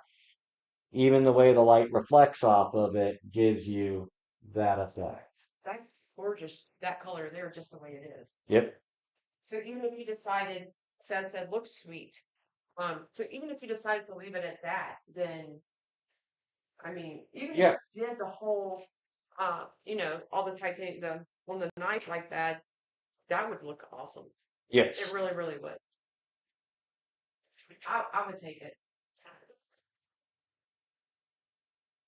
Okay. Well, since this is going to be your knife, that's a good thing.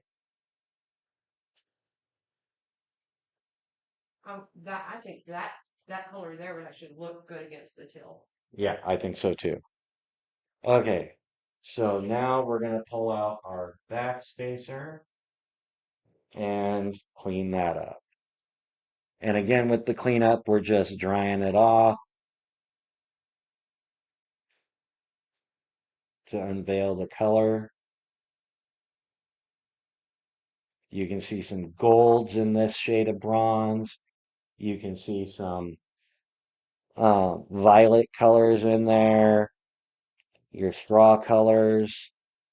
I mean, the way it color shifts is just beautiful. Virginia said a bronze variation would be amazing, especially with a light hand polish. Yep, Then you added, oh yeah, that gold bronze is killing it, right?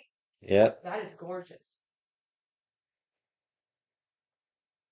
So, So what do y'all think? Should I stick with this one? I'm wanting to. I think we totally should.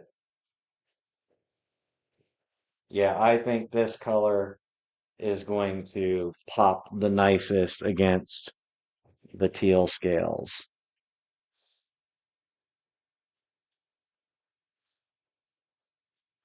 Step it behind you. And another nice thing to know about anodizing is if you overshoot your color and go too high a volts, if you have this multi-etch, you can just go right back into the multi-etch and remove color.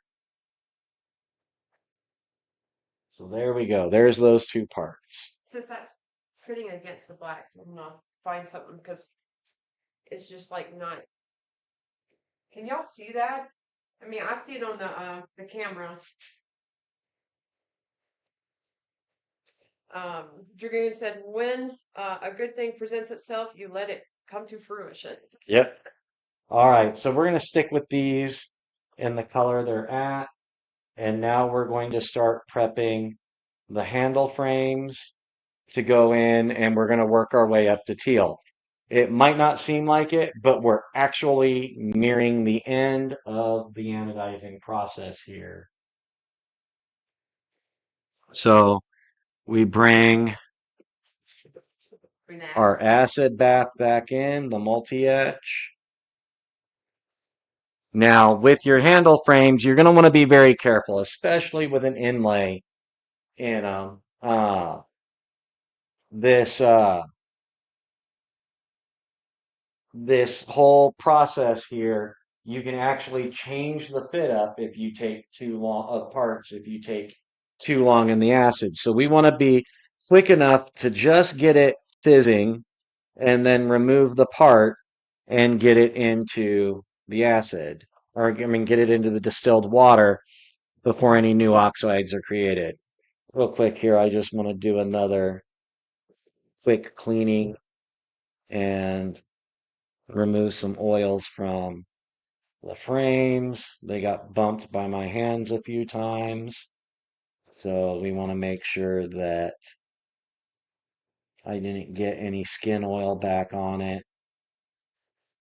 The acid will remove some of these, but it's always best to get the part as clean as you possibly can beforehand.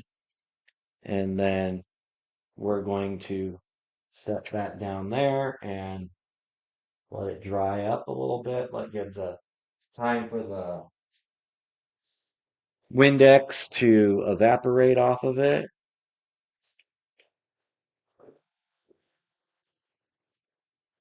So now we're again wiping down the show side handle frame.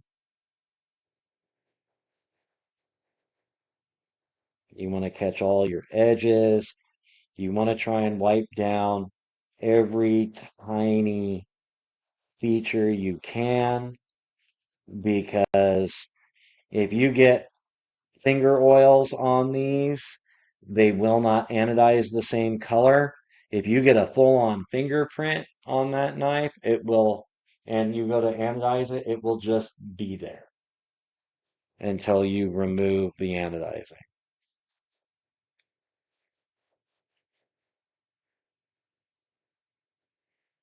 All right. So we're gonna let those air dry for a couple of minutes here. Now would be a great time if you want to ask some questions, get some information. We will move these down into frame a little bit more to give you something to look at here. But I can answer any questions you have about anodizing right now. And you headed on the right path if this is something you want to try yourself. I'm just amazed at how that came out. I like that patina look. And then the orange peel just makes, I mean, look, just adds to it. Right? That orange peel sets those parts out on the knife even more. Yeah, and it does bring that color out better, but it's just, it also adds to that patina look. Yep.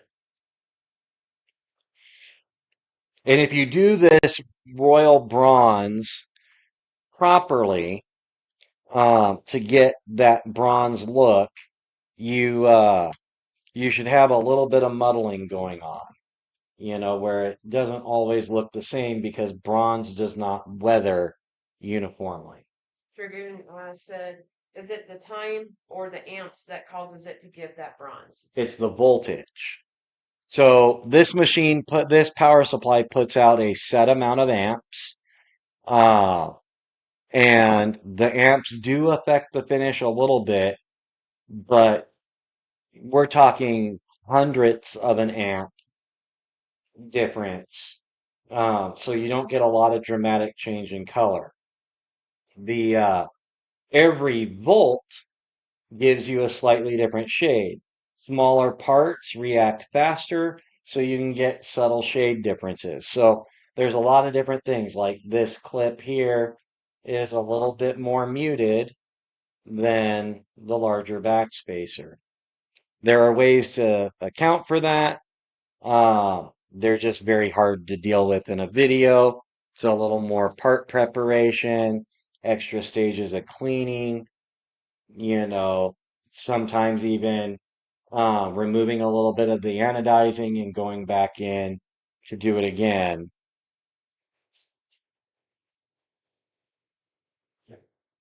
Where am I?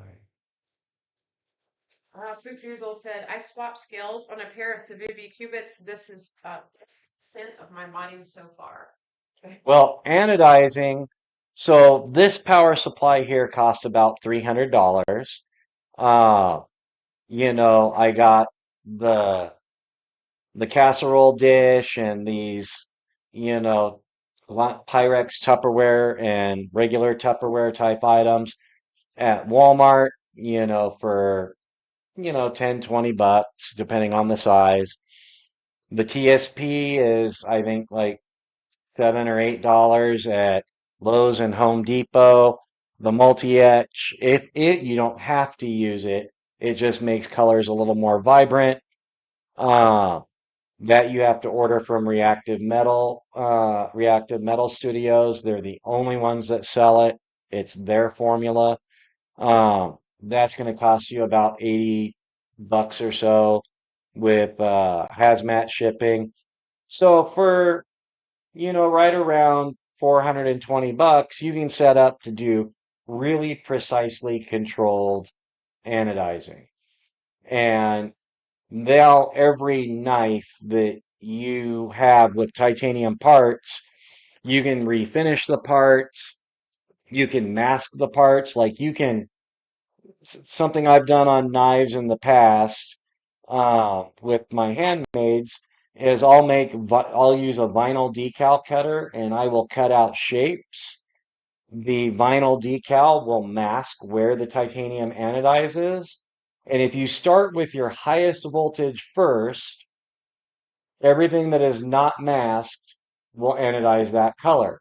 Peel off some of your masks, go to a lower voltage. That lower voltage doesn't affect the higher voltage color, and you can add another color. And you can get up to like 10 or 12 colors on one part just by selectively masking the parts and starting with your highest voltage and working to the lowest. A Dragoon asks, so as long as the amp stays static, the amount of time it's in there won't matter. The amount of time matters for like about a minute. Um, as you're ramping your voltage up and putting your part in, the amperage has to come up to full power. So this is a 1 amp power supply. And what that means is once I put the part in with the voltage already set, it's going to run 1,000th of an amp at a time up to kind of equalize, to get that current flowing. So it can take like a minute to get to the full 1 amp. And when you reach that full 1 amp, you're getting your truest version of that voltage color. Matt said, you guys rock. This is awesome. Oh, I'm glad you guys like it. It's always an interesting part of the knife making process because anodizing feeds that instant gratification Yeah. side of you because it happens so quick and you get really dramatic results and change. Dragoon said, okay, sweet. We'll see there is a baseline, and then you can tweak things to get it the way you want it more so. Yes. So, like how I was saying, when you come out of the multi-acid, you go into the water to prevent oxides from developing. I could set my power supply at 10 volts, which is about your lowest voltage color, drop it in there, get that barely color there, and from that point on, I have a consistent, even voltage of color or color uh, oxide, and then I can take it in and out of the bath for the electrolyte. I can wipe it down. I can do whatever I want. Preferably not touch it with your bare fingers. As long as you're not depositing oils on it, you're fine. Uh, you can go right back into the electrolyte bath and crank up the volts and go straight to another color and keep all the vibrance. You don't have to have the bath preset up for a specific color. You can just ramp all the way up to what you want. And that's what we're going to be doing for our teal color because teal is one of the harder colors to achieve and you're not always guaranteed to get it. So we're going to find out if the Asgeirs will take a teal. No matter what, we're going to be able to get a nice color out of it. All right, I have a question.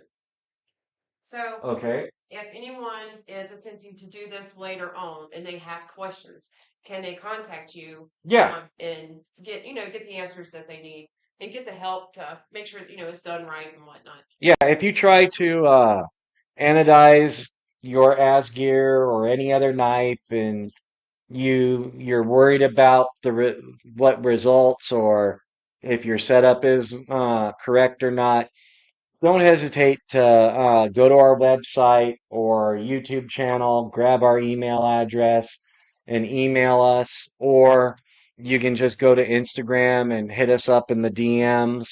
And it, you know, I might have, depending on what's going on, I might have to be like, yeah, I'll reach out to you a little bit later and talk you through it. But I will absolutely talk you through it. I just can't promise that you're like, oh, I'm standing at my equipment now. Can you help me? Might not be able to do that. Dragoon says, I hope it turns bronze. Dragoon likes bronze and purple. So believe it or not, we anodized up to 12 volts, I believe, 12.7. And purple starts at 18. Purple and bronze are very, very close. and then the infamous blurple is like 22, 23 volts. So three of the most popular anodizing colors, they're unfortunately all in the lower voltage, which means they're going to wear away and they're going to show fingerprints more. They're going to absorb the oils from your skin more and mute out a little bit, but Windex will reverse that. Um, but the three most popular colors are on the weaker end of the anodizing spectrum. They're a little less hardy and a little less durable, but you can still expect to have a couple of years of use of the knife before they start fading to where they look really bad. Bradford said, Blurple is king. Yes, everybody loves Blurple. Before it was Blurple, we called it electric blue. Dragoon asked, can a Cerakote save the color or will it wash it? Cerakote will hide the color entirely. Cerakote is typically non-translucent, and even if there is a clear coat of Cerakote, the uh, the laws of refraction of light are going to change the color you anodized. Well, the color of what it's been anodized to, that's clear itself, right? Yes, so on this part, the gray you see here that is unanodized, this part is still gray. Uh, all we are seeing is a reflection of light and only one color of light in the spectrum reflecting off of it, which fools our eyes into seeing this bronze. There is no bronze color on this part whatsoever. So how this works is the voltage is at a frequency, and that frequency creates the texture of the anodizing and of that titanium oxide, and the texture captures the light in very specific ways, trapping certain colors from the spectrum and reflecting other colors. That's why every voltage gives you a different color, because every voltage is a different texture of a clear oxide.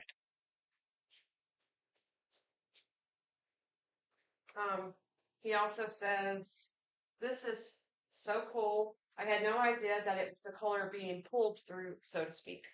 Yes. So all anodized titanium parts are exactly as visually, if you took light out of the equation, they are the same color as the finished material you start with. That anodizing layer, because like right now, these parts drying here, these two handle frames, have already developed oxide, titanium oxide, yet you have seen no change in color. Because that oxide is clear, that oxide starts forming as a chemical reaction between the titanium and the air we breathe. So oxide is corrosion. Technically, these titanium parts are corroding as we look at them, but that oxide layer seals the titanium and it doesn't get any worse with titanium. That's why we call it a reactive metal, is it'll react and then stop. And so now we have a nice even layer of oxide that the acid will remove. I'll go into the water to prevent an oxide layer from developing, and then go into our electrolyte bath with our current to create the frequency we want to give us the color we see with our eyes. So I think these parts are nice and dry now. So I'm going to take paper towel, since my flop rag is wet. I'm going to take a paper towel and move these parts off to the side here. So they're probably going to be out of frame for a moment because I don't want to get any finger oils on them. And we're going to bring our acid bath in.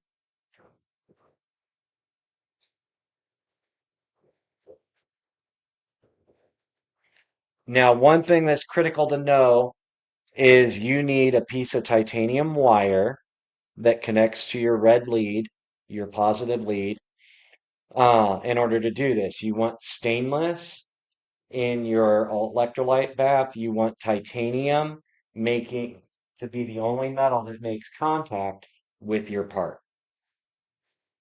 So now we're going to pick up this part and in with anodizing uh, knife parts, I always prefer to use a screw hole for the backspacer rather than the pivot hole because it's tighter and I can twist my hook to make contact in 2 points and get current flowing through the part better.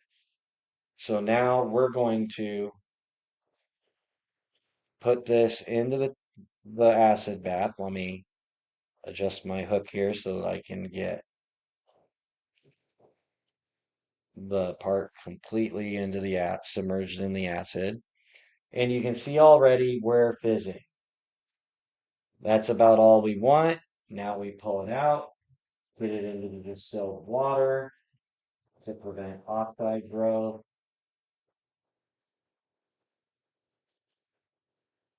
And we are in our distilled water, suspending the development of oxides. So now we're going to pick up our other part here, our other handle frame. And this one I'm going to use a pocket clip hole and get this out to the end of my hook so that it doesn't want to lay funny. Dragoon asks, will it leave a mark where the hook meets the metal? Yes, that's why you want to use screw holes so that that mark is internal. All right, and now we're down in the bath. Sorry, I keep bumping the camera. It is like literally 4 to 5 inches above this acid bath. Yeah, we just wanted you guys to be able to see it really well. Okay, so now we got a nice fizz, and we're going to go into our distilled water.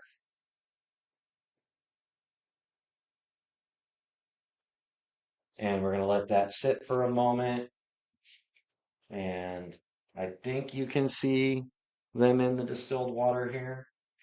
Yeah, you can see it. Okay.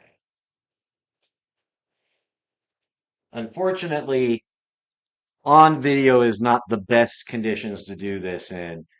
For you guys to be able to see, we have to have lighting certain way. Typically, I have very bright lighting when I'm anodizing because that very bright, intense lighting lets you see the colors more rich. I don't know if you've ever noticed with anodized titanium parts on your knives that you have in your collection that indoors and outdoors and like in the sunlight, the anodizing can look like a completely different color or different shade of the color. That is because the more light you have hitting the part, the more accurate representation of the color you have. All right, so now we're going to move the acid bath Luke back said, out of frame. I'm a moderator and didn't notice. Quick, how do I ban myself? Why would you want to ban yourself, Fook? No more butt rub for you if you do. Yeah. All right, where did my lid go for the acid bath? Right here, Oh, blocking it. I want to cover that up Luke because said, I'm a bad element. bad element. Aren't we all? I find that a little hard to believe.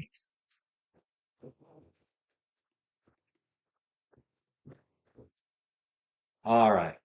So now we're going to bring our electrolyte solution back into frame here. First, let me move these two titanium parts out of the way so the glass dish doesn't scratch them up. All right, and bring this into frame. All right. So now, Like scoot the still water down again, and so the whole dish is in frame. are we good there? You can see the end of the foil. Yeah, scoot it a little bit more. There you go. All right. So now we're going to reconnect our negative lead to the stainless steel. Actually, we're going to do it, run it through this handle here. And there we go. Make it less likely to move. Can you push it down a little bit more? Hmm? Can you push it down a little bit more? The dish. Oh, There you go. all right. So there we have that.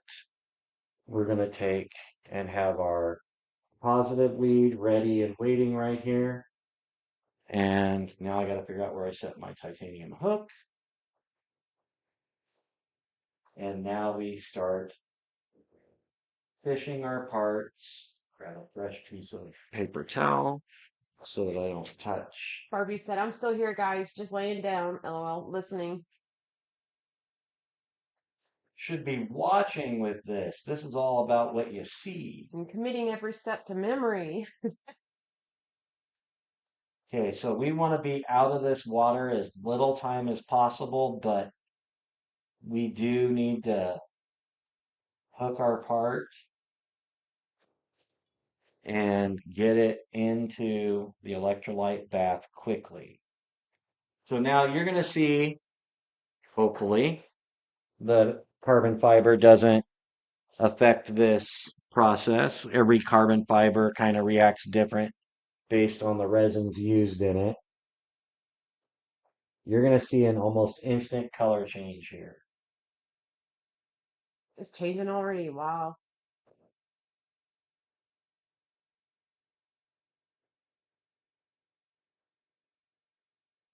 If any of your part leaves the electrolyte bath, that part will not color the same as the rest. So you always want to make sure your part is completely submerged.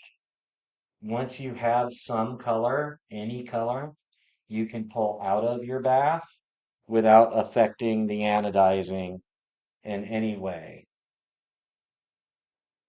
That's insane how quickly the color changes. Yep. So now we're gonna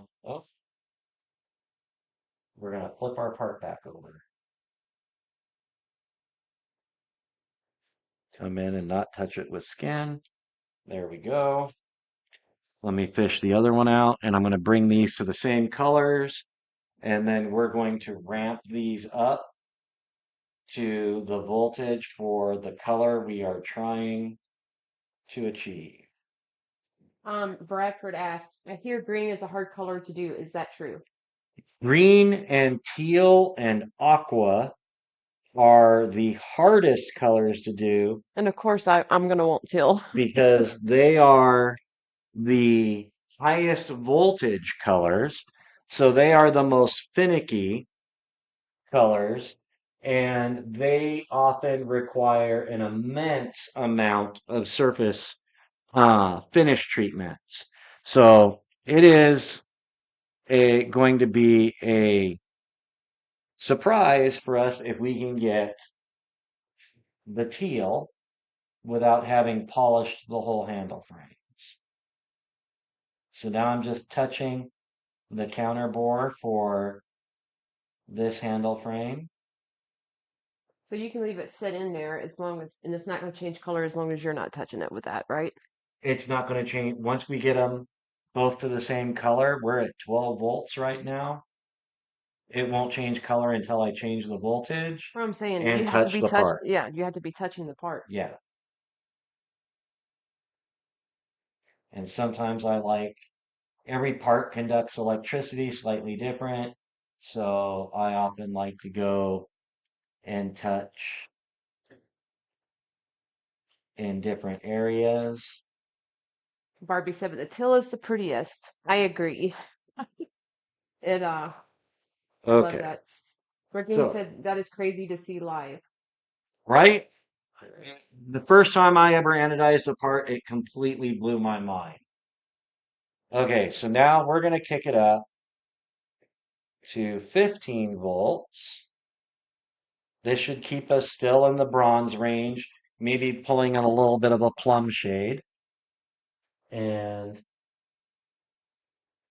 you can see the electrolysis happening here with the fizzing. Oh, let's not get because these parts are still bead blasted. We're going to get different shades and different hues than we got with the brighter finish on the pocket clip and backspacer. Poop said, fun to watch, just like watching Bill Nye the Science Guy.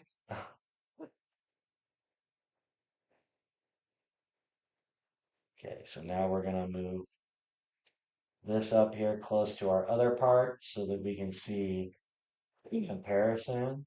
Barbie said, now I want to anodize something. Oh, I know Marissa's going to be itching to anodize something. I am. You're just doing it for me.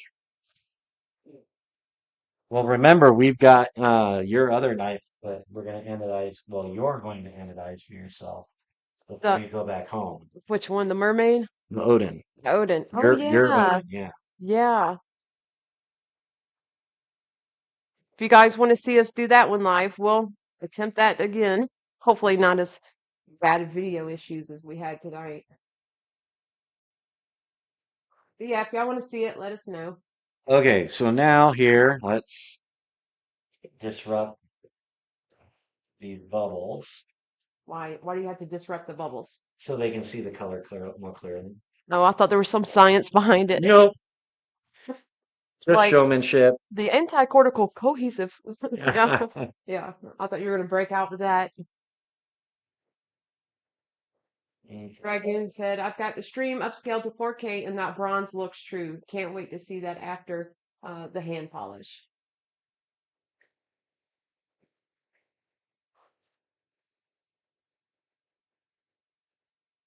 So we're not getting quite as strong of a color on the strip between the two inlays. I don't know if there's anything we can do about that without a whole bunch of hand sanding and re-anodizing. Yeah. So now we're going to go up to 18 volts. And He said, I'm glad you asked, Marissa. I was about to. this is going to bring us into our purple range on the low end. Rolf said, anodizing Odin, do not anger the gods.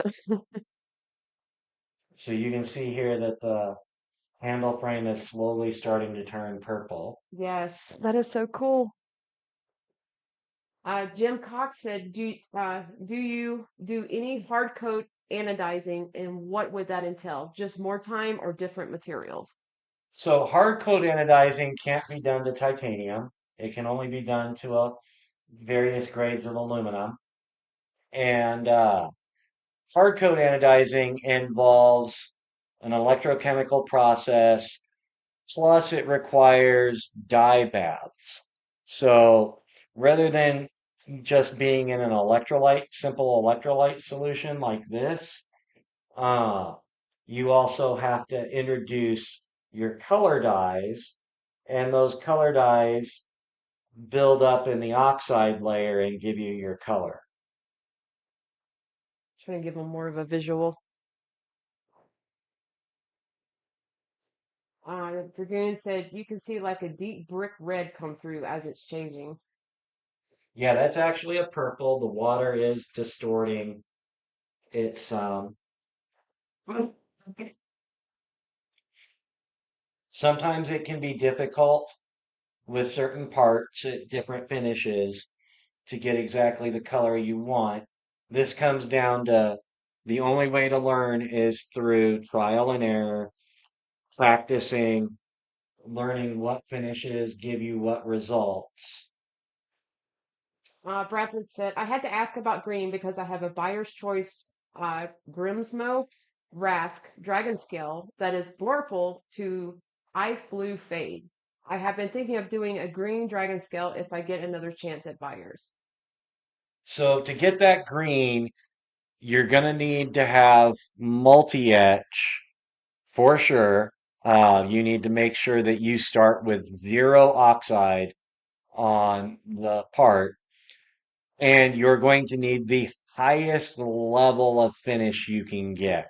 So you're going to want to be in your high satin finishes to in the mirror zone before uh, you even start to prep the part cleaning wise and multi-etch and all of that. You want the shiniest possible part you can get. Mad said this is the natural anode curve for the Asgeir. Ron asked, why didn't you wire the scales directly instead of touching the scale with the voltage? Everybody does it differently. I could wrap the wire around the part. You only really need 2 points of contact because the bath is carrying the current, not the wire. So as long as you have firm contact, that's all you need. Because the current is running from my titanium hook through the part, through the liquid, to the stainless steel sheet. So the current is just passing through the titanium. And I have more freedom to move the part around. I have more freedom to make different contact points. And because everywhere I touch doesn't anodize the same as the rest. So that's why I move it around and touch different areas so that where I touched before has an opportunity to come to the same color. If I just hard connect, then I'm going to have slightly faded color lines where my contact point was made. There's other ways around it, but they're more of an industrial setup than a hobbyist setup. And that would be by your titanium anode being a grid, a titanium metal grid that's in here, having a much more powerful power supply. And then you just lay the part on the titanium honeycomb grid and let it do its magic. And Jim Cox said, thank you for answering this question. No problem. All right, so now we're in the low purples. Let's go up. We're at 23 volts. Ron said, that makes sense. Thank you. You're welcome. So now we're going to start entering our blues, and this is where I'm trying to add Marissa's going to start getting excited. We're seeing a more vibrant purple show up in here now. I'm trying to get more light so it's a little bit easier for them to see. Okay. Oh, move the camera again. Look at that. Wow, that's pretty cool. Even the water kind of distorts how the color looks. That's like an ombre, like the bronze patina flowing into a. That's pretty cool. You guys, I'm like, oh man, look. A lot of the I would times, be doing this all day long. yeah, it can take years to work out your process to get the hyper specific colors you want because there's so many factors between your electrolyte bath, your power supply, your finish treatment, uh, whether you use an acid etchant to remove the existing oxide layer. Can You we know, pull it out and peek at it, or will that affect it? that won't affect anything. I need to You guys want to see it? grab a paper towel here to touch it so I don't get finger oils on it. Jim Cox said, this is neat for short. Yes, it is.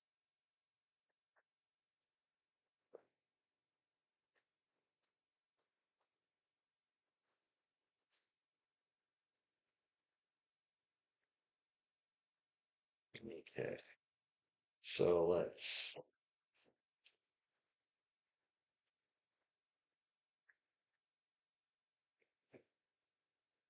And that purple is like shiny. And it's not even affecting the carbon fiber. no, but the carbon fiber is affecting the anodizing around the edges. How does that affect it? That's probably the glue that holds the carbon fiber in. You can see the color fade But as you it get looks like right an up. ombre though. Yeah. That's pretty cool. So yeah, that's that Ruth part. said, sorry if it was already asked, but how different is the process for aluminum? They're they're both electrochemical, and that is the only thing they have in common. Um, your entire setup is completely different. The power supply requirements are completely different. You use dyes in aluminum anodizing. Your bath time is longer for the parts in the aluminum anodizing. Uh, So now the one we took out that we have to put it back in the distilled water before we put it back into I'm going to the do bath. a quick rinse, but you don't technically need to So why do you want to? because I put it on a dirty rubber pad. I Okay. just want it to be clean. So you need to be like a surgeon and have everything sterile. I like to be that way. There's people that would argue with me and Mhm. say that that doesn't need to be the case. But there's also a difference, when you're anodizing a production knife to make it nice and cool for your everyday pocket carry, um, that's one thing. When you're making a $1,500, $2,000, $3,000 It's just what it pocket smells. knife, uh, it gives you a different level that you need to meet of finish. Okay, Well, now you should be that whether it's a $50 knife or $1,000 knife, I would want to have the same quality on all the work that and was I done. feel exactly the same way, and that's part of why I do my method the way I do. Uh, So Jim said much faster than other plating, LOL. here we have kind of a brown to purple fade. Can we get a little more light on that? There you go.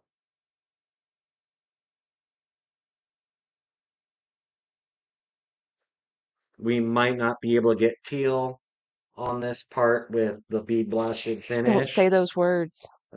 Don't say that. but we're gonna get a cool looking knife. Um, Okay, so we're gonna put this right back in to the bath. Ron said, I've watched a lot of videos about anodizing titanium, and no one has gone into this detail and explained with such clarity. Oh, well, thank you very much. Mad said, I agree, Ron. Dragoon said, oh, he's talking to Ron. He said, that's what I was saying earlier. The knowledge and explaining is a huge bonus. Rob said, can you get a green anodizing on titanium? If so, what volts? So, depending on your power supply, green is going to happen either in your mid 90 volts all the way up to 110 volts. Again, this is dependent on your power supply. Uh, So where can they find the power supply? this power supply comes from Reactive Metal Studios Inc. at reactivemetalstudios.com. Uh, If one of you mods want to post that, I think Mad did posted that link to reactive metals. But if you guys want to post it again,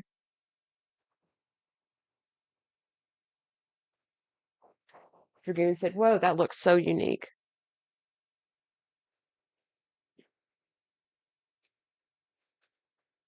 And does it matter what power supply you get? I mean, you want to do is your homework?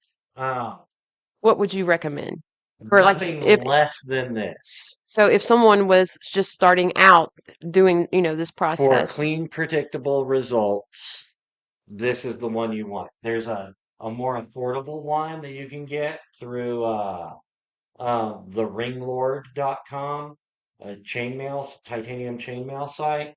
Uh, it does not last. So I went through two of them before I decided to spend 300 or so dollars on a power supply. And then Reactive Metals has an industrial power supply that runs over $1,000 and will do many parts at once. But that's not needed for a hobbyist trying to spiffy up their knives. Dragoon said, "Whoa, that looks so unique." It's I love that ombre look. Um, Well, we can toy. stop here if you want. No, keep going. Okay. Um, She's shooting for that teal. yes. Toyotas and Tools said the green titanium I've seen is usually really faded out for a green. That can happen. So if your color's looking faded, that usually has more to do with the voltage they choose. Every color has about 5 volts range where you get different shades of that color. It also has to do with the finish treatment done. The more polished you are, the and in the higher voltage end of your color, uh, so like closer to 100 volts, you should get a more vibrant, powerful green. Fook said, "Okay, folks, time for old Fook to head off. Have a fantastic night. You have a great one too, Fook." I was like, Thanks for coming folks. by, Luke. Yes. Dragoon said the bronze into dark purple was killer. Now I want titanium knob so I can try this. And then he said, "No, no, no, must buy swag over knives." So now we're going into a different type of fade. I think we're going to have no choice but having a fade. I'm okay with it. And you're talking about like an ombre? Yeah, Yeah, whatever I'm that fine with is. that. It's like the same thing where one color fades into another, Oh, okay. and then it becomes more, like dominant at the beginning or the end, Okay. like both colors. Okay, so now we've gotten into the blue range here, and we'll show you. Barbie said, "Man, it's going to look sick if the color turns out."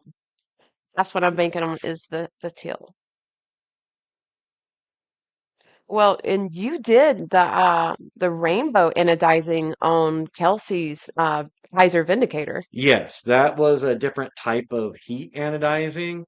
And unfortunately, with heat anodizing, you have very minimal control with the results. And the type of heat anodizing I did for that involved an acid bath um, in the anodizing, It's turning it blue now. working like a quench Hmm. um, to cool the metal down from the heat. And that's pretty there too. It's like a blue into a purple into a bronze. Yep. Let me see if I can get this under the camera where it's getting harder to see on the. No, I can see it on our monitor, Okay. the camera's monitor, but that is gorgeous. I hope that y'all can see that.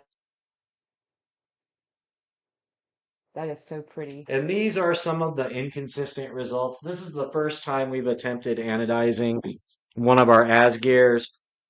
If I was to go and do this for uh, others, I would probably try to remove the inlays, take them out, Unless they want prep that. the part. Yeah, unless they want to fade. The thing with a fade is you cannot guarantee the results of exactly how it's going to Well, come out. It's going that's kind to, of with any anodizing, really. right. Okay, so let's bring this one a little bit more into the blue. The handle frame with the two inlays takes a little bit more time to bring it to the same results as the lock side.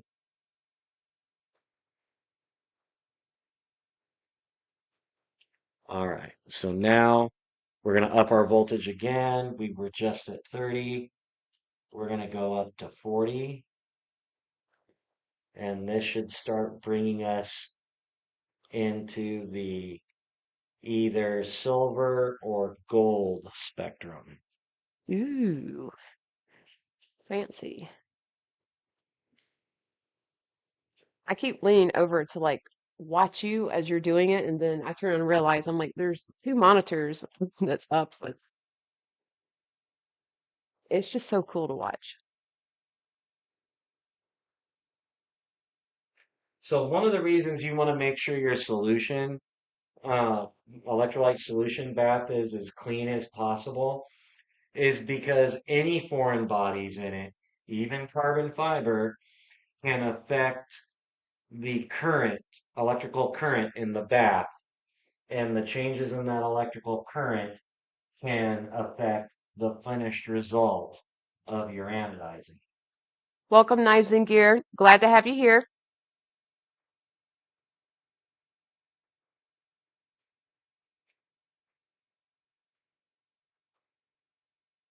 Knives and Gear said, heck, 4 live streams at the same time. That's some mad skills. Yep. Just make it look at that blue that's coming out. I know I sound like like a kid. I'm just it's really neat. Virgil said, whoa, look at that blue forming near the pivot and fading to purple now. Okay, we're getting a lot of bubbles here. So our lock side is changing colors very nicely. It's pretty. That's almost the blue that our backspacer and clip is. Yes. Hang on a minute. Hold on to this very carefully. Well, it's a little bit darker. Well, let me get into the camera. There we go. That's a, yeah, that's a different blue. So, Yeah. but it's almost matches the backspacer. Yep. Close. Just try not to dip it in there. Okay, so now let's fish out our other part and see where we're at. This part doesn't seem to be wanting to anodize as well with the 2 inlays. There must be a lot of resistance, electrical resistance, because we're getting that blue up here by the pivot, but we're not getting so much of it through the rest of the handle. So let me see if I can. Adventure 50, I need another coffee. I'm getting sleepy and need to make it to the end and then to Big Red EDC. Barbie, it's going to look like cotton candy.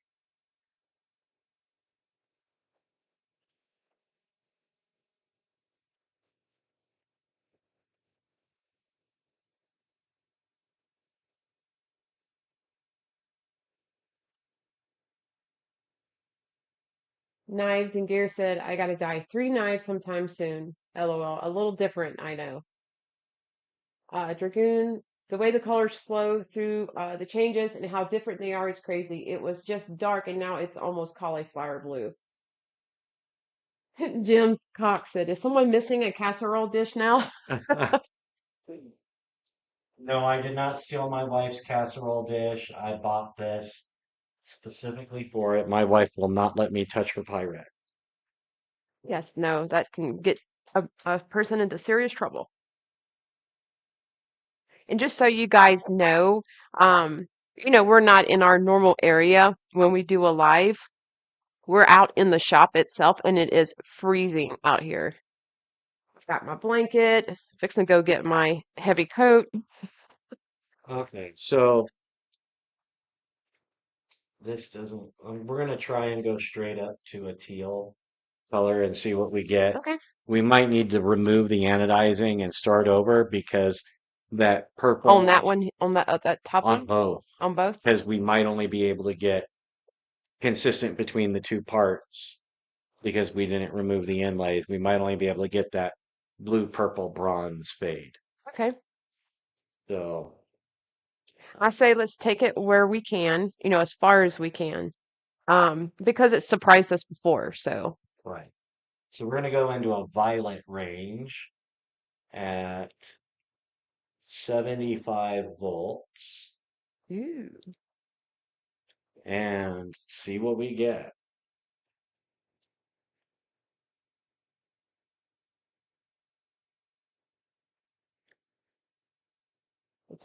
the water's all fuzzy. Yeah, You can that's see all in it. the air bubbles from the hydrogen coming out of this.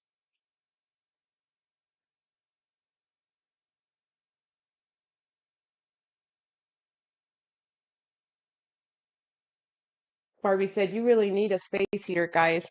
We have one in our little office area that we are, like I said, we're normally live from. It just doesn't reach out here. And we have the shop completely closed up for the live, so that's why it's colder." Yeah, we maxed out with what we can do on this side without removing the inlays. Okay. I didn't think we would need to remove the inlays. Well, it's still coming out pretty cool. What's that red float in there? That is the epoxy for the carbon fiber Oh, okay. uh, being altered by the electrochemical bath.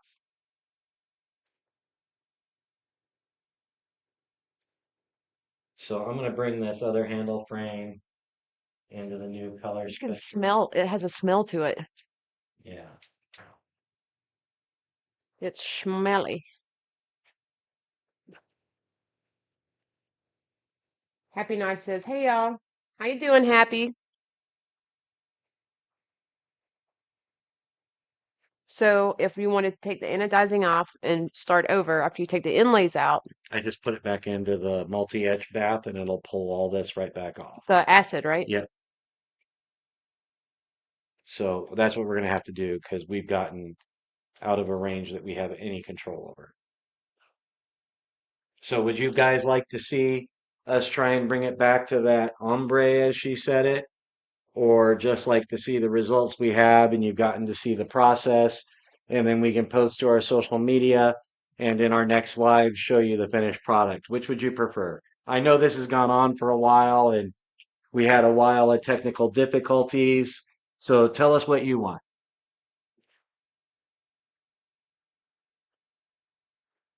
Happy's like, "I just got here. Do whatever you want."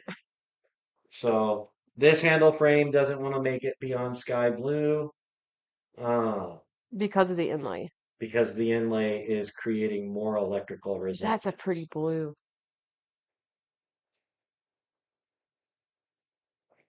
But we can't get the other handle to that same shade of blue. Matt said, "That's up to you. I'm playing video games and chilling. Love hanging out." What are you playing, Matt? And Dragoon says, "I'm here for the night." Barbie says, "Periwinkle." And Here it is. Happy said, "LOL, all good. That looks cool." So I say we do the dip Sit in the, down yep, and yep. bring it back through. Okay. And this is actually a good thing that it did this because it shows that how that the epoxy underneath that carbon fiber can actually affect the anodizing. Well, So it's the glue underneath the carbon fiber. what It's I just also the said, yeah. epoxy, but it's also the epoxy that binds the carbon fiber together. So the Ah, carbon fiber itself is reacting in the bath. Dragoon said it still came out a really pretty blue. They match close enough to be a knife still. And Happy said, "My kids are asleep in the car and my wife is in the food store." So I'm gonna clean these up and hit them with some Windex real quick and let you see what actually we got as results. That, or I could show you guys what I got in today if You y'all can want do to see. that.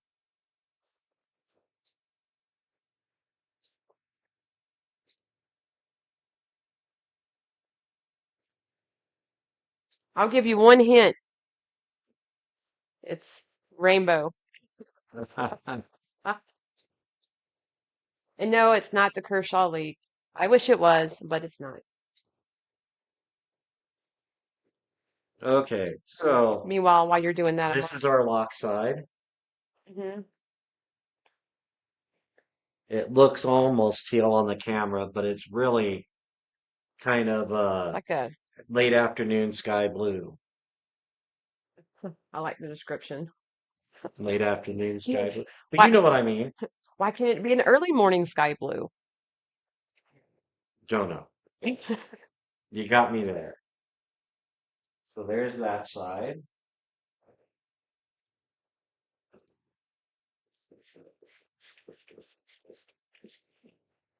So I'm going to show you this other side, and then I'm going to get some things situated, and I'll let Marissa show you her new toy for a couple of minutes there, and then we'll come back to reset this anodizing.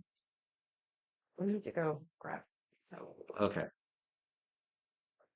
This is probably the longest time you just listened to us talk and watch what we've done without actually seeing us. they're probably enjoying it. Not seeing us? Yeah. Probably so. Okay, and then here is our other half, our show scale, which you can see a little bit of fade going on. I liked the fade we had at the lower voltages, so we're gonna try and go back and recreate that. But I mean, this is a really pretty That is gorgeous. look Happy said, here. about to head home. Have a great night. It looks awesome. Have a good night, Happy. Oh, that is very pretty. Um, Knives and Gear says, what solution is that? Dragoon said, I think it's still a beautiful scale. Can't wait to see what's next. So the solution is very simply one soup spoon. I don't know what you would call it as a measurement, but you know, you got your teaspoon and then you got your little bit larger spoon. It's one soup spoon of TPS, or I mean, sorry, TSP from the hardware store and distilled water. That's all it is.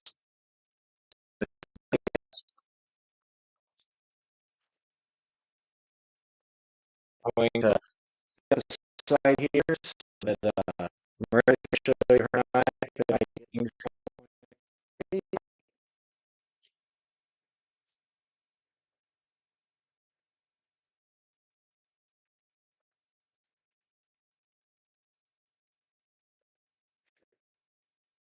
Um, Dragoon said, he was 3 hours straight seeing y'all.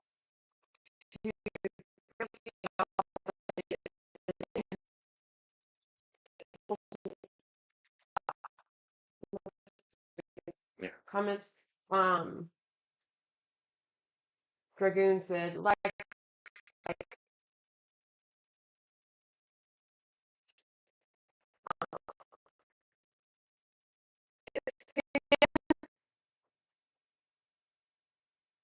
trying to see. Let me pull this up.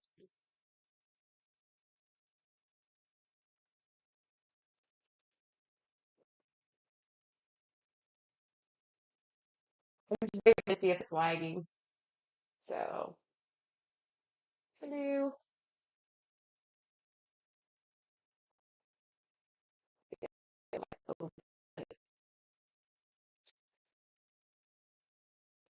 The stream on two.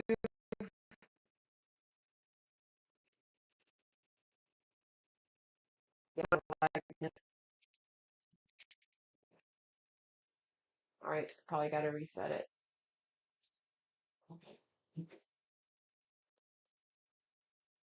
Comes back. Can you hear from me now? YouTube is reporting poor connection. I was like, what is that sound? It's the water sprinklers. Can you hear me?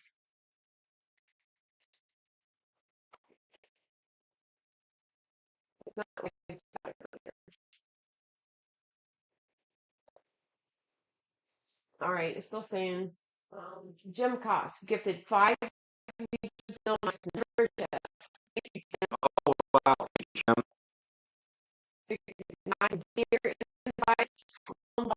Brandon Goad and Robert Feely. Oh, and help with gadgets.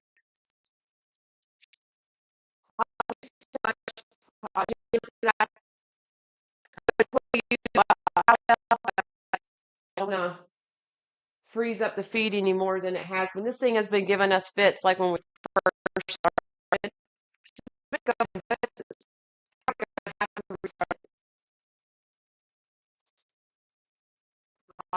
Emojis and Adventure 50 through a whole spectrum in.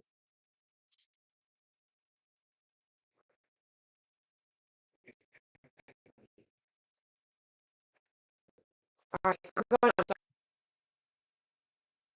really quick. The comments won't go away, so you can still read. Okay. You won't hear us verbally respond, but it's true that way. Okay. So we will be right back after our sponsors. Yeah, right. Yeah, you can still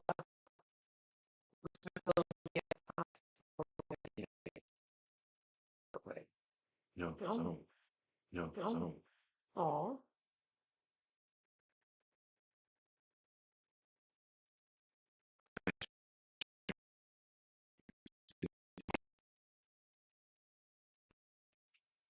Can you hear us? Can you hear me now?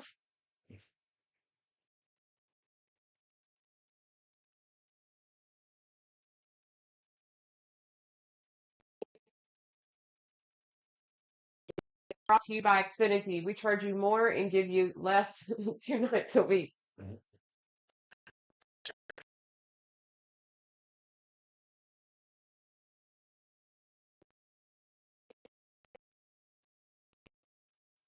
We wanted to try and bring you something kind of different tonight than what you see in a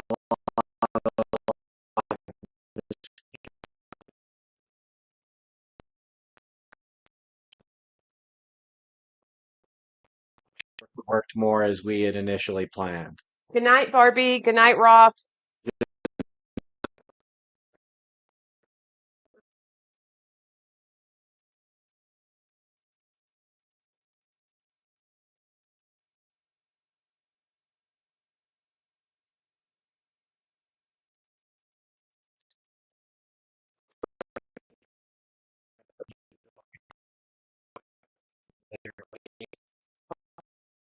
You hear it?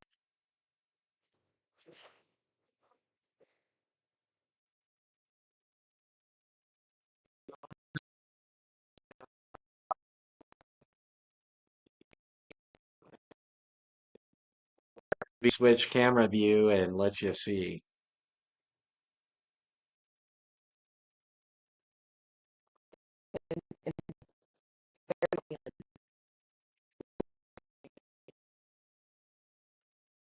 Spinning circle. Do we? Now we're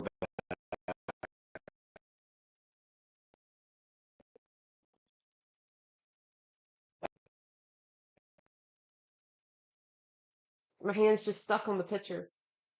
yeah, we're like almost a hot.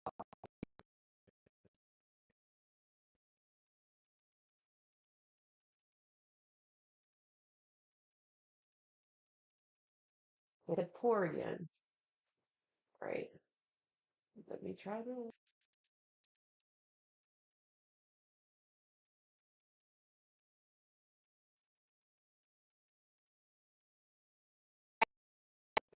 I think the only thing is the probably Lisa watching TV.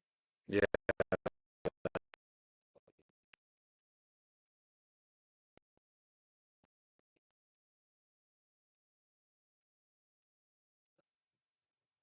Did we lose the stream? Should now.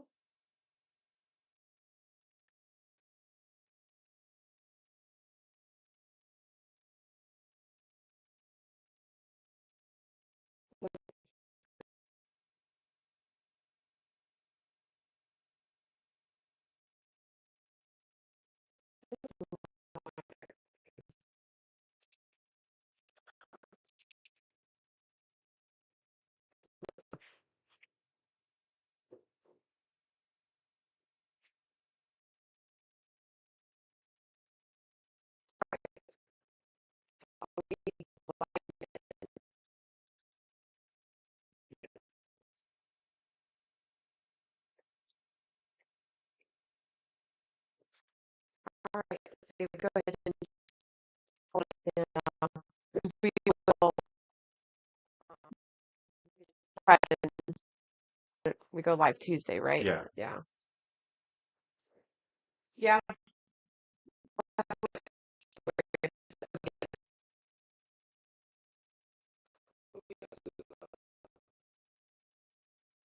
LOL. Same thing. And it's not a board. It's basically um Yeah. OBS, Yeah. it, Yeah, it, it keeps giving us errors, so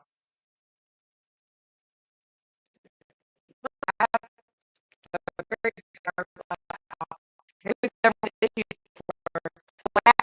have some new plugins into OBS. For some reason, we're now having issues. So yeah, I'll go with that different platform. And this one, so it's I'm not keep trying with it. I've already spent like way too long on it. Now,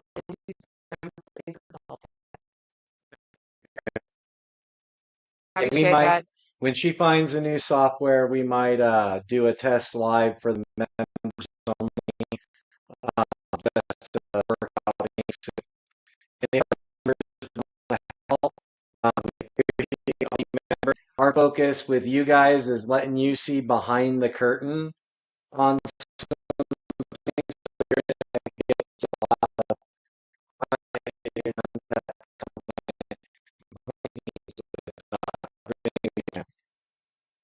Yeah, start to stream again. We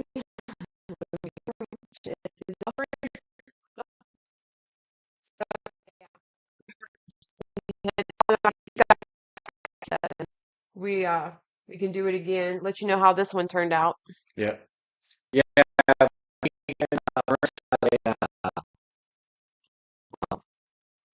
road and we're going to make it out and do this even better. Yes. Thank you guys.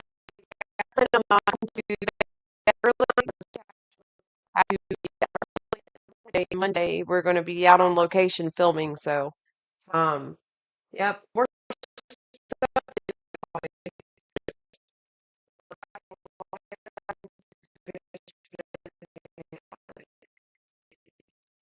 But you guys, thank you for sticking with us through it. Um, I know it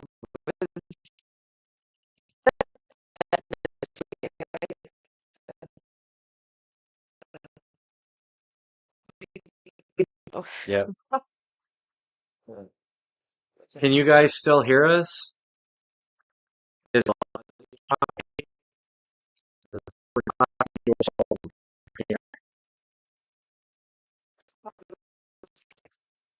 What's really funny is when I argue with myself.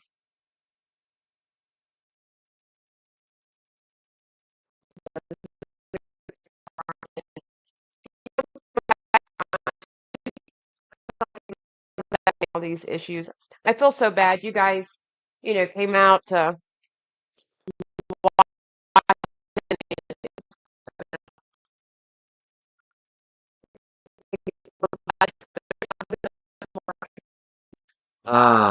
we're gonna call it a night. I'm gonna post in the chat here just in case somebody's breaking up.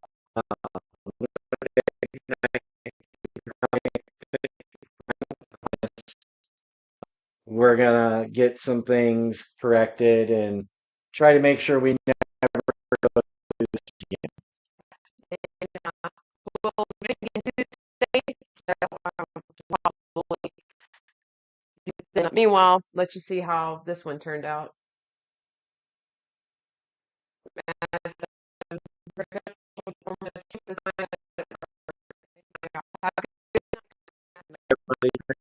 For joining us.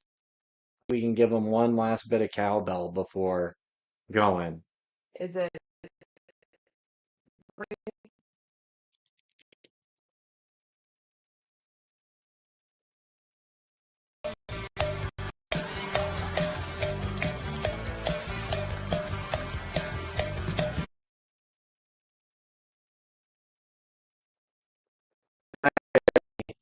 Good night.